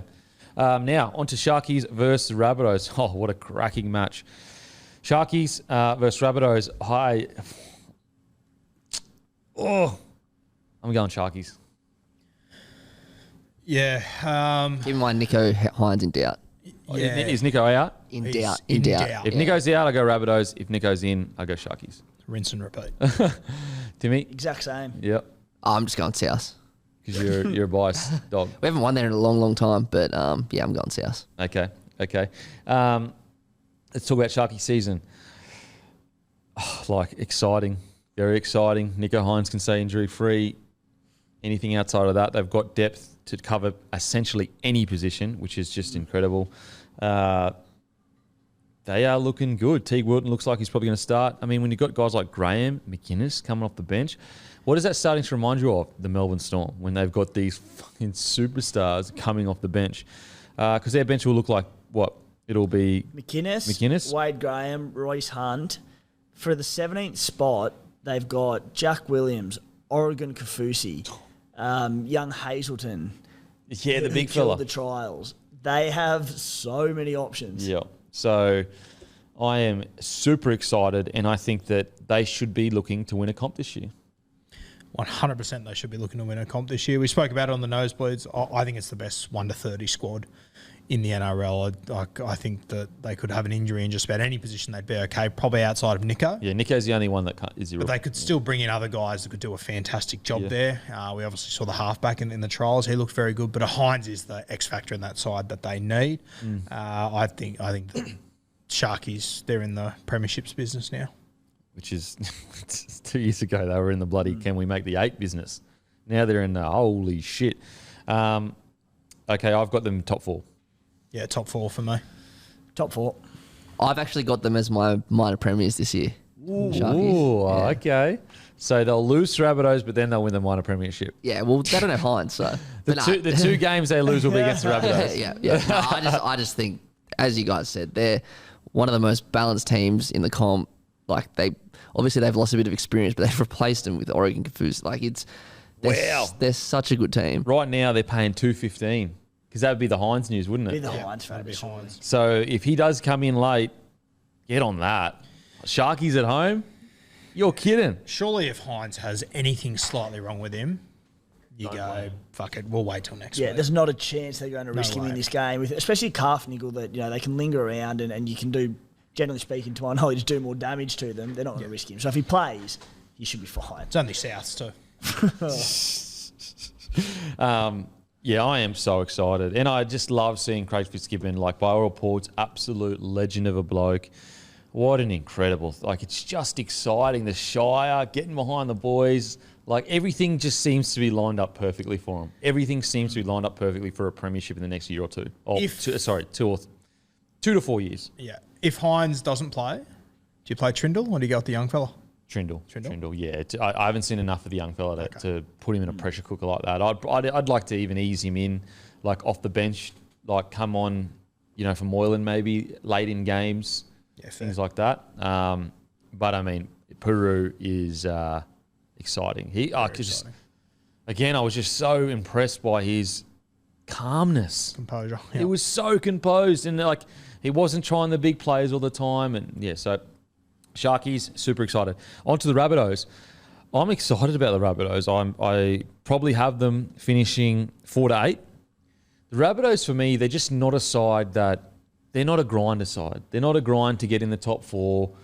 They can have games where they lose by 50 and then they'll come out the next week and pump someone by 50. And so relying on them to be... I mean, they definitely have the squad to finish top 4. I'm not saying that. But to bet on it, it's no, they're a run team. They go on runs. They wait till finals footy and then they just go on a massive, massive run. I mean, the year they made the grand final, they got beaten by 50 back-to-back weeks, I'm pretty sure. Then just went on this insane run. An extra year with Lockie Ilias is great. Latrell Mitchell, he's fit. He's good to go. We're essentially witnessing the peak years of Cam Murray. We've also got Tom Burgess, who's off contract, which usually means you're in for a massive year from him because you want to get re-signed. So I've got them from 4 to 8, but I also think they are still premiership threats. I'd probably have them in my top 4, I think. Okay. If I had to go, 1, 2, 3, 4, I'd have them at 4th. And it's funny, in the first 3 weeks, they play the 3 teams that I'd have on top of them: Cronulla, Penrith, Roosters. So I think you'll get a really good idea of South Sydney very early. 3 away games to start the season against Sharks, Penrith, Roosters. And then they play Manly and the Melbourne Storm. So I think if they can come out of the first 5 games with a winning record, I think you can lock them into a top 4 spot, in my opinion. Yeah, I've got them 5 to 8, and it's hard work. We're sort of probably being a little bit repetitive here with our predictions, but I just don't think there are substantial changes, particularly to the top 8 this season, and I think most people would agree with that. 5 to 8, they can win the comp. They've got enough star power to do it. Probably my only concern with them is just depth around the middles. Their starting team is unbelievable, but we've already seen Saliva Havili. He's gone for a while. Hame Sele's in doubt for round 1. Do they have the cattle to make up for those losses? I know Davey Moali is a big one this season. Can he step into that? Tommy Burgess, as you said. So, yeah, I think 5 to 8. I've got them. I do have them top 4. I obviously am biased, but I think the reason I'm a little bit not so sure is because round 20 to round 27 to round 26, they don't play in Sydney, which is pretty crazy. Like to end the year, they have 2 byes. They go bye Queensland, Tamworth, Perth, Cairns, Newcastle bye. So that could be tough, and like if you need to win absolutely every game to get into that top 4. So I think maybe if they drop a couple of games there and have like a bit of fatigue or something, they might drop out of the 4. But yeah, I've got them top 4. Yeah, exciting year for the Rabbitohs. I definitely think they can win the comp. Like as in, I don't think they're the favourites, but I do think they have the squad to win a comp. But I have them, 4 to 8. 4 to 8, and if they win the comp, it'll most likely come off a crazy run into the finals where they just go absolutely nuts. Latrell Mitchell did what he did last year, where he just started playing incredibly. Well, that's the thing for me. Like, from the moment Latrell returned, and he returned in the game after they got beat by the Dragons, like they only lost, I think, 3 games after that. One of them was a golden point to Cronulla, and the other one was the Roosters game where they opened their new stadium, then they went and beat them the week after. Yeah. So I just think with Latrell in there, and then the only other game they lost was against the Penrith Panthers. I'll tell you what, Matty, the 3 byes you mentioned, it's a tough that they don't have those games in Sydney in the back stretch, but byes round 16, 20, 25. Good time. That is good, yeah. Great chances to rest up all those, the Origin contingent in particular. And then round 27, so you have the round 26 bye, rest them up, Bourne Roosters round 27 to take you into finals. Yeah. It's a good in that sense. Yeah. Now, on to Dolphins Roosters. I think we'd all agree Roosters probably get the job done here. It's going to be interesting. Really interesting to see how the Dolphins, I guess, respond to the relentless pressure that the Roosters are going to put on them. How the Dolphins respond to the aggressiveness of that Roosters forward pack, the pace at which they're going to play. I see the Roosters getting the job done here. What do you think, boys? Yeah, so do I. I think it's going to be, unfortunately, a big win for the Roosters, this one. Yeah, I think it could be a massacre. Ooh, Yeah, Roosters by plenty. Okay. Let's talk about the season's Dolphins. How will Wayne go? How will the Storm Trio be? How will Hamiso go? And who will the halves be? So there's a bit of mail coming out that Katoa has gotten that spot, which is like, wow, that's shocking in the sense of not shocking decision. It's just like shocking that a 19-year-old would be given the keys to the castle round 1 at a new club. I mean, if there's one kid that you can, look to could probably do it, it's a guy like Katoa who has so much raps on him. But it's a big ask. It's a big ask. It's a huge ask, and against the Roosters, against the Chooks, it's brutal. And I've been the biggest Isaiah Katoa fan in the world. I didn't think there was a chance he would play round 1, to be honest with you. I couldn't see it happening. But Wayne's obviously. Is he trying? Do you think he's really confident in Katoa, or he's trying to send a message to Milford to get the best out of Milford? I reckon he might be trying to send a message to Milf, because I personally think, and as I said, I'm a huge Katoa fan, but defensively, I don't think he's ready for first grade yet. And it'll be interesting to see where they put him, because you've got, I think the left edge will be Ewan Aitken and Kenny Bromwich. The right edge, I think it'll be Felice Kafusi and Branko Lee. So I'd probably tend to put him on the left side, so he's in between Aitken and K-Brom. But he will get targeted. Even the games in the World Cup when he played for Tonga, you came up with all these really good highlights, which was great, but defensively he got picked apart. And that was against nations that didn't have NRL halfbacks. So I think the Roosters, with the systems that they play, depending on which Butcher brother is running at him, I think he'll get really, really tested in this game, which so he should. It's his first ever first grade game. Yeah. And that's not me being negative on it. It's just the reality of it. The Roosters would be stupid not to send as much traffic as they possibly could at him. But yeah, I just think that'll be a very interesting spot. I like it. Yeah, I just think, sure, it's an awful game to sort of debut him at the new club. He's young. It's going to be a really tough one for the Dolphins and for Katoa. But I don't know. I just think this is a club that is building for the future. This year, I mean, it's certainly not irrelevant how they go, but no one's sort of tipping them to make the top 8 or even push for finals. So Katoa is going to be your long-term half. And I know there's the argument that you don't want to throw them into the cauldron too early and be picked apart and shoot your confidence to pieces. But I think Katoa has shown that he's a pretty special player already. We've seen what he's done on a World Cup stage, and in the lower grade. So I'm happy with it. It's going to be very tough going from him early on. We're going to learn a lot about his character in the early stage of this season, but I think he's good enough to make this spot his own. And the thing that I like about it, he's not playing halfback. He'll be at 5'8". So I still think, I'd be heaps more worried if it was him and Milford. At least he's got SOS there who can, direct the team Save around. his soul. That's it. Might be one of those. At least he's got Sean O'Sullivan there, who I think he'll be handed the keys realistically, and Katoa will just be allowed to play his natural game, which I think could potentially work. Oh, some of my finest work, Guru. That was some of my finest work. I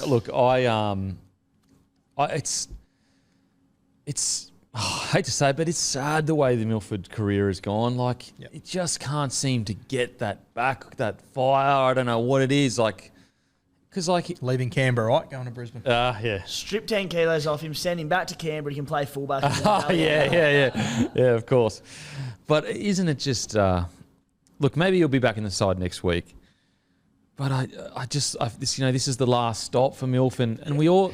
I don't think he has these haters and whatever. Everyone's going to have haters, but I think most footy fans wish we could see the Milf that we know. You know what I mean? I think there's most footy fans going, he is so good for rugby league. He's so electric. He's so exciting. If we could just get back to that 2015, 16, 17, 18, I would love to watch that again. But it just doesn't seem to be happening, unfortunately. Well, Milf, it's unbelievable, but his career is defined by 2.5 seconds of the end of the 2015 grand final, where, in my opinion, he goes from a Clive Churchill premiership winning 5'8" to where he is now. He's a good kid. It sucks, man. I don't know what it is. I don't know what happened along the way.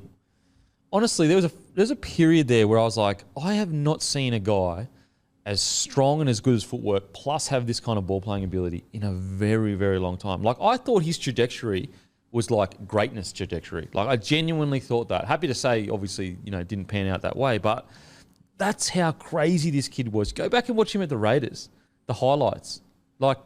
It was astounding what he was doing. I had a mate that was playing for the Tigers years ago when Milf first came onto the scene. And my mate made his debut in Canberra, went down and watched. No one really knew who this Milford was at this point. And I remember, he always used to score tries off scrums where he'd just leave him for dead. And I remember I said to him after the game, I go, fuck, that Milford kid was all right. And he sort of said, mate, we got in at half time. And the coach said, if anyone gives away a fucking scrum, I'm going to kill you. Because we don't know what to do with this kid. Yeah, we mate. don't know which foot he's going to come off. We've got nothing on him. And if you give him space, it's over. Because it wasn't a left or a right foot. It was both feet. Both. And he was strong as anything in contact with his solid legs. There'll be people out there who missed his early days at the Raiders or have forgotten about it because it was a long time ago now.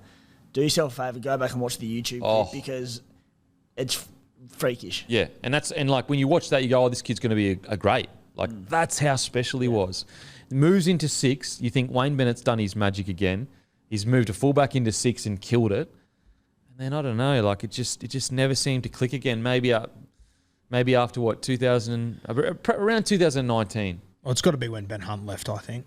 That's what really. So did he leave 2017? 17, 18. I sort of felt once he lost 18. Ben Hunt, and I think there was a few years where he was running around with Cody Nicarima. He just didn't have a dominant 7 with him. I think that's where it sort of started. So, and that's. I think you're right, Guru. I just think Milf's best attribute to his game always has been, always will be his running game, and they sort of tried over time, and particularly to a good point around with Hunt leaving the Broncos, to turn him into this, organising halfback and making that transition. It's just not his game. It's not his strengths. He doesn't need that extra pressure. Give him a licence to roam, which is where he played his best footy at fullback. And, anyway. Yeah.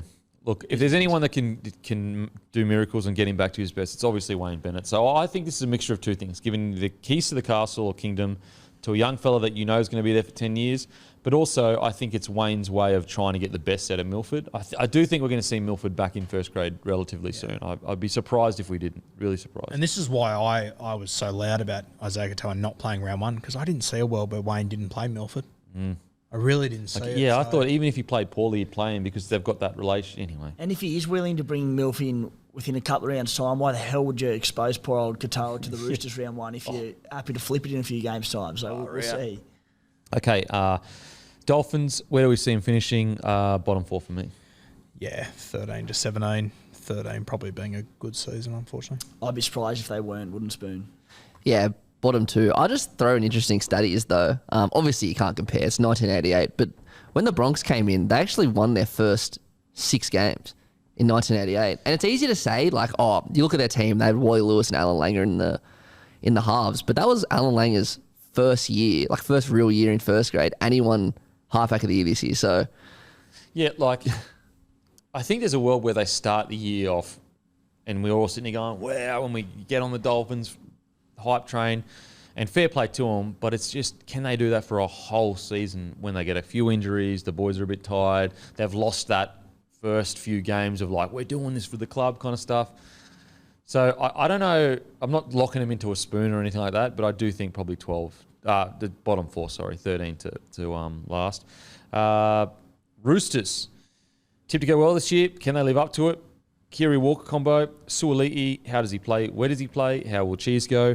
For me, they're in the premiership business. Anything less than a grand final is, yeah, it's like, let's just assume they stay fit, no injuries. Anything less than a grand final for me, for the Roosters, is not good enough. And I see them 1 to 4. I'd even go as far to say 1 to 3.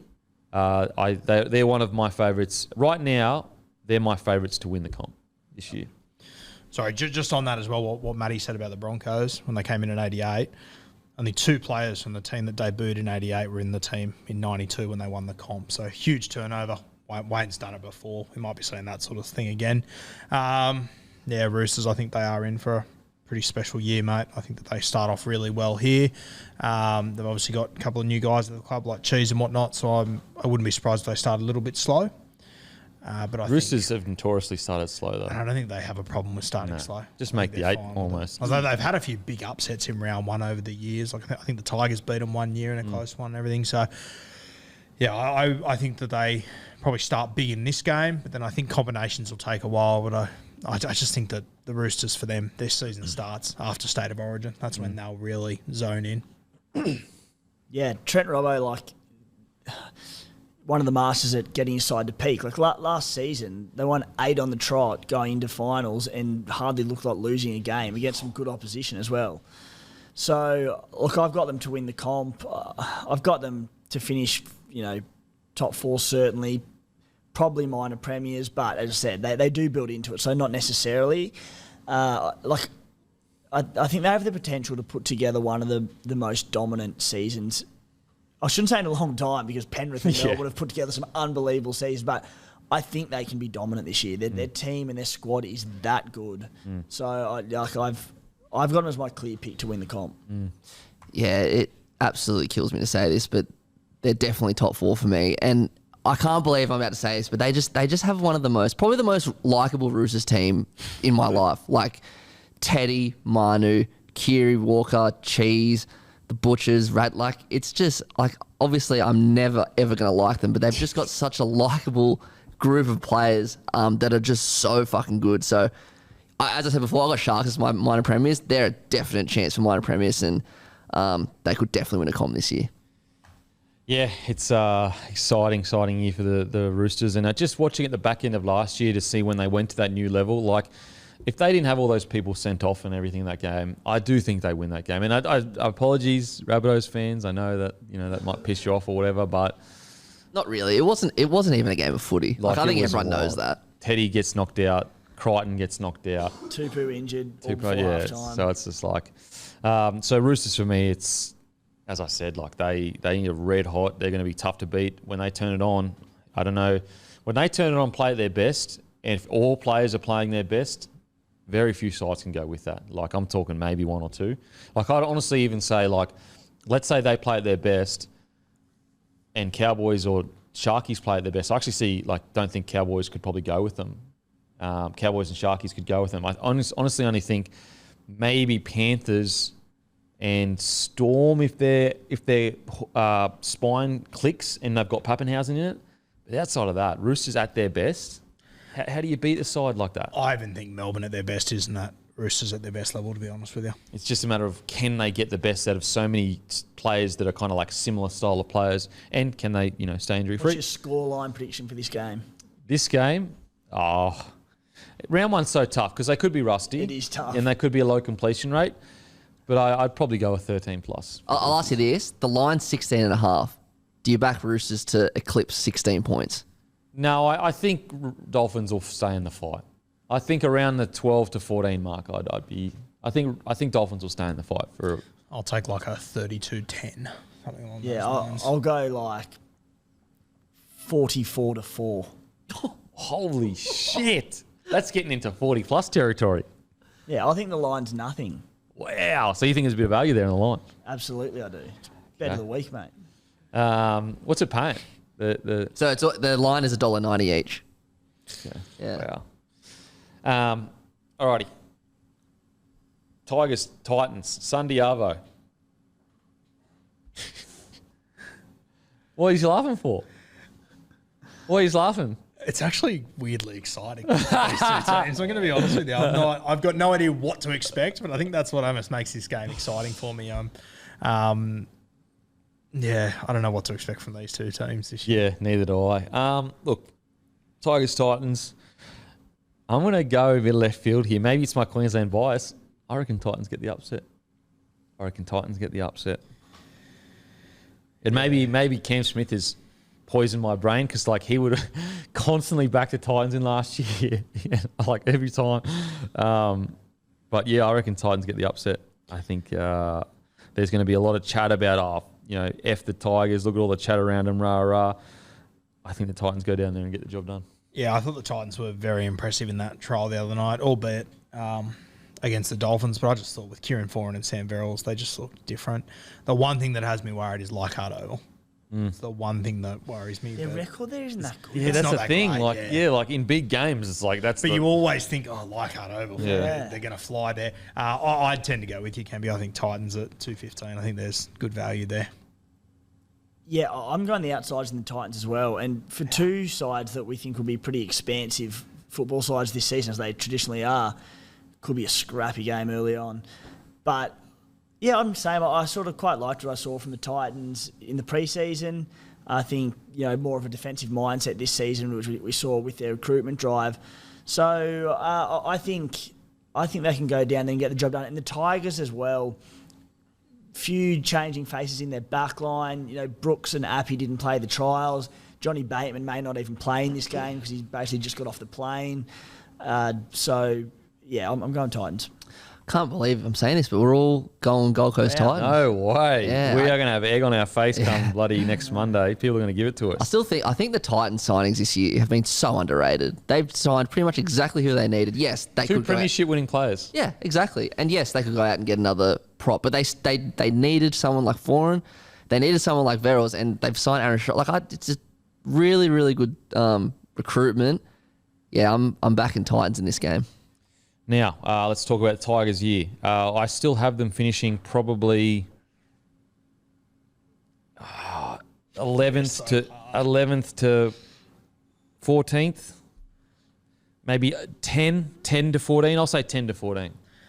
10 to 14 is where I'll land them. Yeah, I don't think I can put them in my 8, obviously. But, I mean, they're a team that I think has if it all goes well, they can finish 9th, 10th, around that mark. But just knowing what the Tigers are like, I refuse to rule them out of being lower than 14th or 15th as well. So I've got them bottom 8, and it could be honestly anywhere there for me. Timmy? Yeah, it's funny. We're going up in sort of brackets of 4 and whatnot. So 10 to 14 doesn't really make sense. I've got them 10 to 14 as well. But again, just because of their history and being disappointed by them time and time again, probably closer to the 14. Okay, but, wow. There's a good side there. So there's a good side there. Who knows? Who freaking knows? Look what he's done to clubs. Yeah. So, yeah, look, I'm not going to be shocked if they're battling for that 8 spot at the end of the year. I'm not going to be sitting there going, where did that come from? Because you look at the squad and you go, you got bloody Papali'i, you've got your Kikau, you got your Batemans. Brooks We've can just play been good footy. burnt in the past. We've all been burnt. The scarring runs deep. It so does. You don't want to be too confident. Yeah, I've just still got him as about 12th or 13th, unfortunately. Now, So obviously will improve heaps. I know I've said that for basically every bottom 8 team, but yeah. Now, Titans, where do we see them finishing and how will their recruits go, etc.? To be honest, I've got Titans around the same, 10 to 14, around that area. I've probably got them just a little bit higher, maybe 9 to 13 around that mark. But I'm more, if I had to bet which one finishes higher, I'd probably take the Titans at the moment. Yeah, at the moment, just because like the Titans is like a real clear of what they got to fix. Fix the defence, boom. Yep. They're sweet. Whereas Tigers, it's going to take a little bit of time for everything to come together. In regards to, it's going to be interesting to see. I think Sam Verrills is going to be such an underrated signing that like people haven't been speaking about, hasn't been seen as like a big marquee. I think it's going to change quite a lot. They're like 4 and everyone knows what he's going to bring. Yeah. But I think Verrills, he's been really unlucky with injury. I think a lot of people are going to be like, oh, wow, this kid can really, really play. And almost to the point where it's like, I am shocked that a club would allow him to leave. I think it's exciting times for Titans. I really do. It's interesting because there hasn't really been much pressure on Holbrook in the off-season. Like, no chat whatsoever.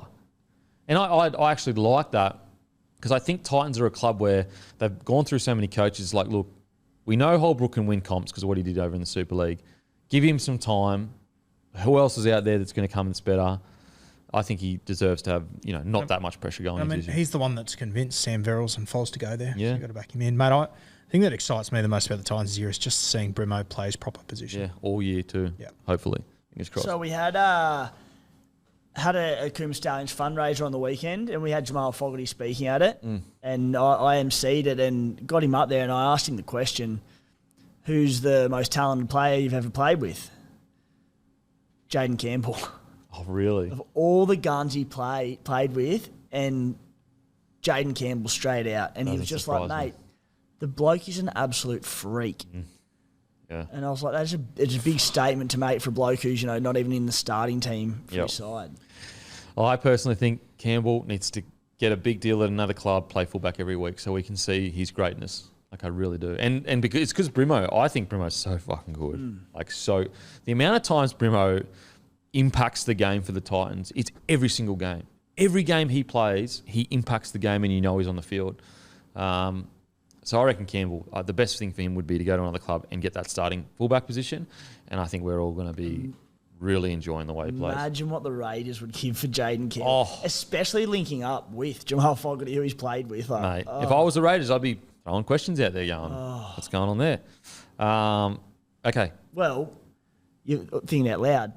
We're talking about how the Raiders have got all this forward depth, and the Titans we think are probably a bit light on for middles this season. Yeah, good trade. Little switcheroo here. Do you think that they'd consider Papali'i at the end of his career next year to trade? Would they do it? Sure, why not? Like just because we've got so many forwards, if it meant fixing a gap like fullback, it'd break my heart. But like in terms of roster management wise, I mean it'd make sense. So Camp, you're a pretty big deal if you can pull a few strings. Have a few words to both camps. Okay, no worries. I'll give Ricky a call. Hey, mate, how you going? Okay, now on to the Dragons. I've got the bye. Look, they've proven a lot of us wrong. I don't think I had them as spoon like a couple of years ago or whatever when everyone had them as spoon. But I have to call it like I said. I think this is going to be a tough year for the Dragons, and I have them in my bottom 4. Yeah, I think it's going to be a tough year for them as well. But they consistently overachieve somehow, despite looking awful. So I'm hesitant to bag him too much because I know what Hook's like. He'll find a way to somehow win games of football, but I can't see them being relevant this year. And that trial the other day, I thought the scoreline did them so many favours because they just didn't look like they wanted to be there. Mm-hmm. Timmy? Yeah, I've got them 16th. Okay. Yeah, I think I just struggle to make a case for them at all. None of the roster sort of excites me too much, so I'll sit them there. Yeah, if I had to pick a spoon, I'm probably going to pick the Dragons. They're definitely like bottom 2 for me. They're good in like patches. Like obviously they got people like Lomax, people like Sully. Like they got like good sprinkled around, but yeah, they're just not doing much for me. The only argument I get that I think that they may not win the spoon is Ben Hunt. Like is he really going to be in a team that wins the spoon? He can like literally win games himself. So it's like that's where I go. I can see it bottom 4, but there's a lot of surety around that they'll be spoon. I disagree because of Ben Hunt. I just think, fuck, he would refuse. Now, if Ben Hunt gets injured, it's going to be tough. It's going to be really tough. I think as far as that factor goes, he's probably the most valuable player in the comp, I think. Compared, for how far they were. Everyone will go, oh, it's Turbo, but they were okay without him last year until it all hit the fan. But I think if you take Ben Hunt out of that Dragon side, might be the Dolphins I'd back them in against. I don't think anyone else. And I'm not even confident, to be honest with you. I didn't say that. So hopefully they prove us wrong. They overachieved massively last year. They were like 2 wins outside the 8. So they can do it. They can absolutely do it. Their roster is relatively the same as last year. There's not that many changes. So it's almost unfair. I just think that so many other rosters have improved so much, whereas the Dragons hasn't really that much. But yeah, as you guys know on this podcast, we will always happily put our hand up and say, boom, got it wrong. That is us done and dusted. Round 1 is upon us. Got anything going on, Guru? Yeah, Beers and Break-Evens on Wednesday. We announced the other day free entry in our Supercoach Con Kempi with a $5,000 prize. 5,000? Unreal. Holy heckers, and it's free entry. How do you enter? Free entry. If you tune in Beers and Break-Evens this week, we'll give you the code to enter our group. So you have to watch Beers and Break-Evens this week to get in there. Presented by Blue Wealth Property, who have been very, very generous for the Supercoach community. So make sure to watch Beers and Break-Evens. Matty, you got anything on this week or what? I'm going to Armidale on Friday. Can't wait. Yeah, that's right. We will see everyone in Armidale, 6 p.m. Be there. Surrounding areas, make sure to come down, even if it's for an hour. Have a beer, chill out, say hi. But as usual, I'll go and fuck myself. Thank you.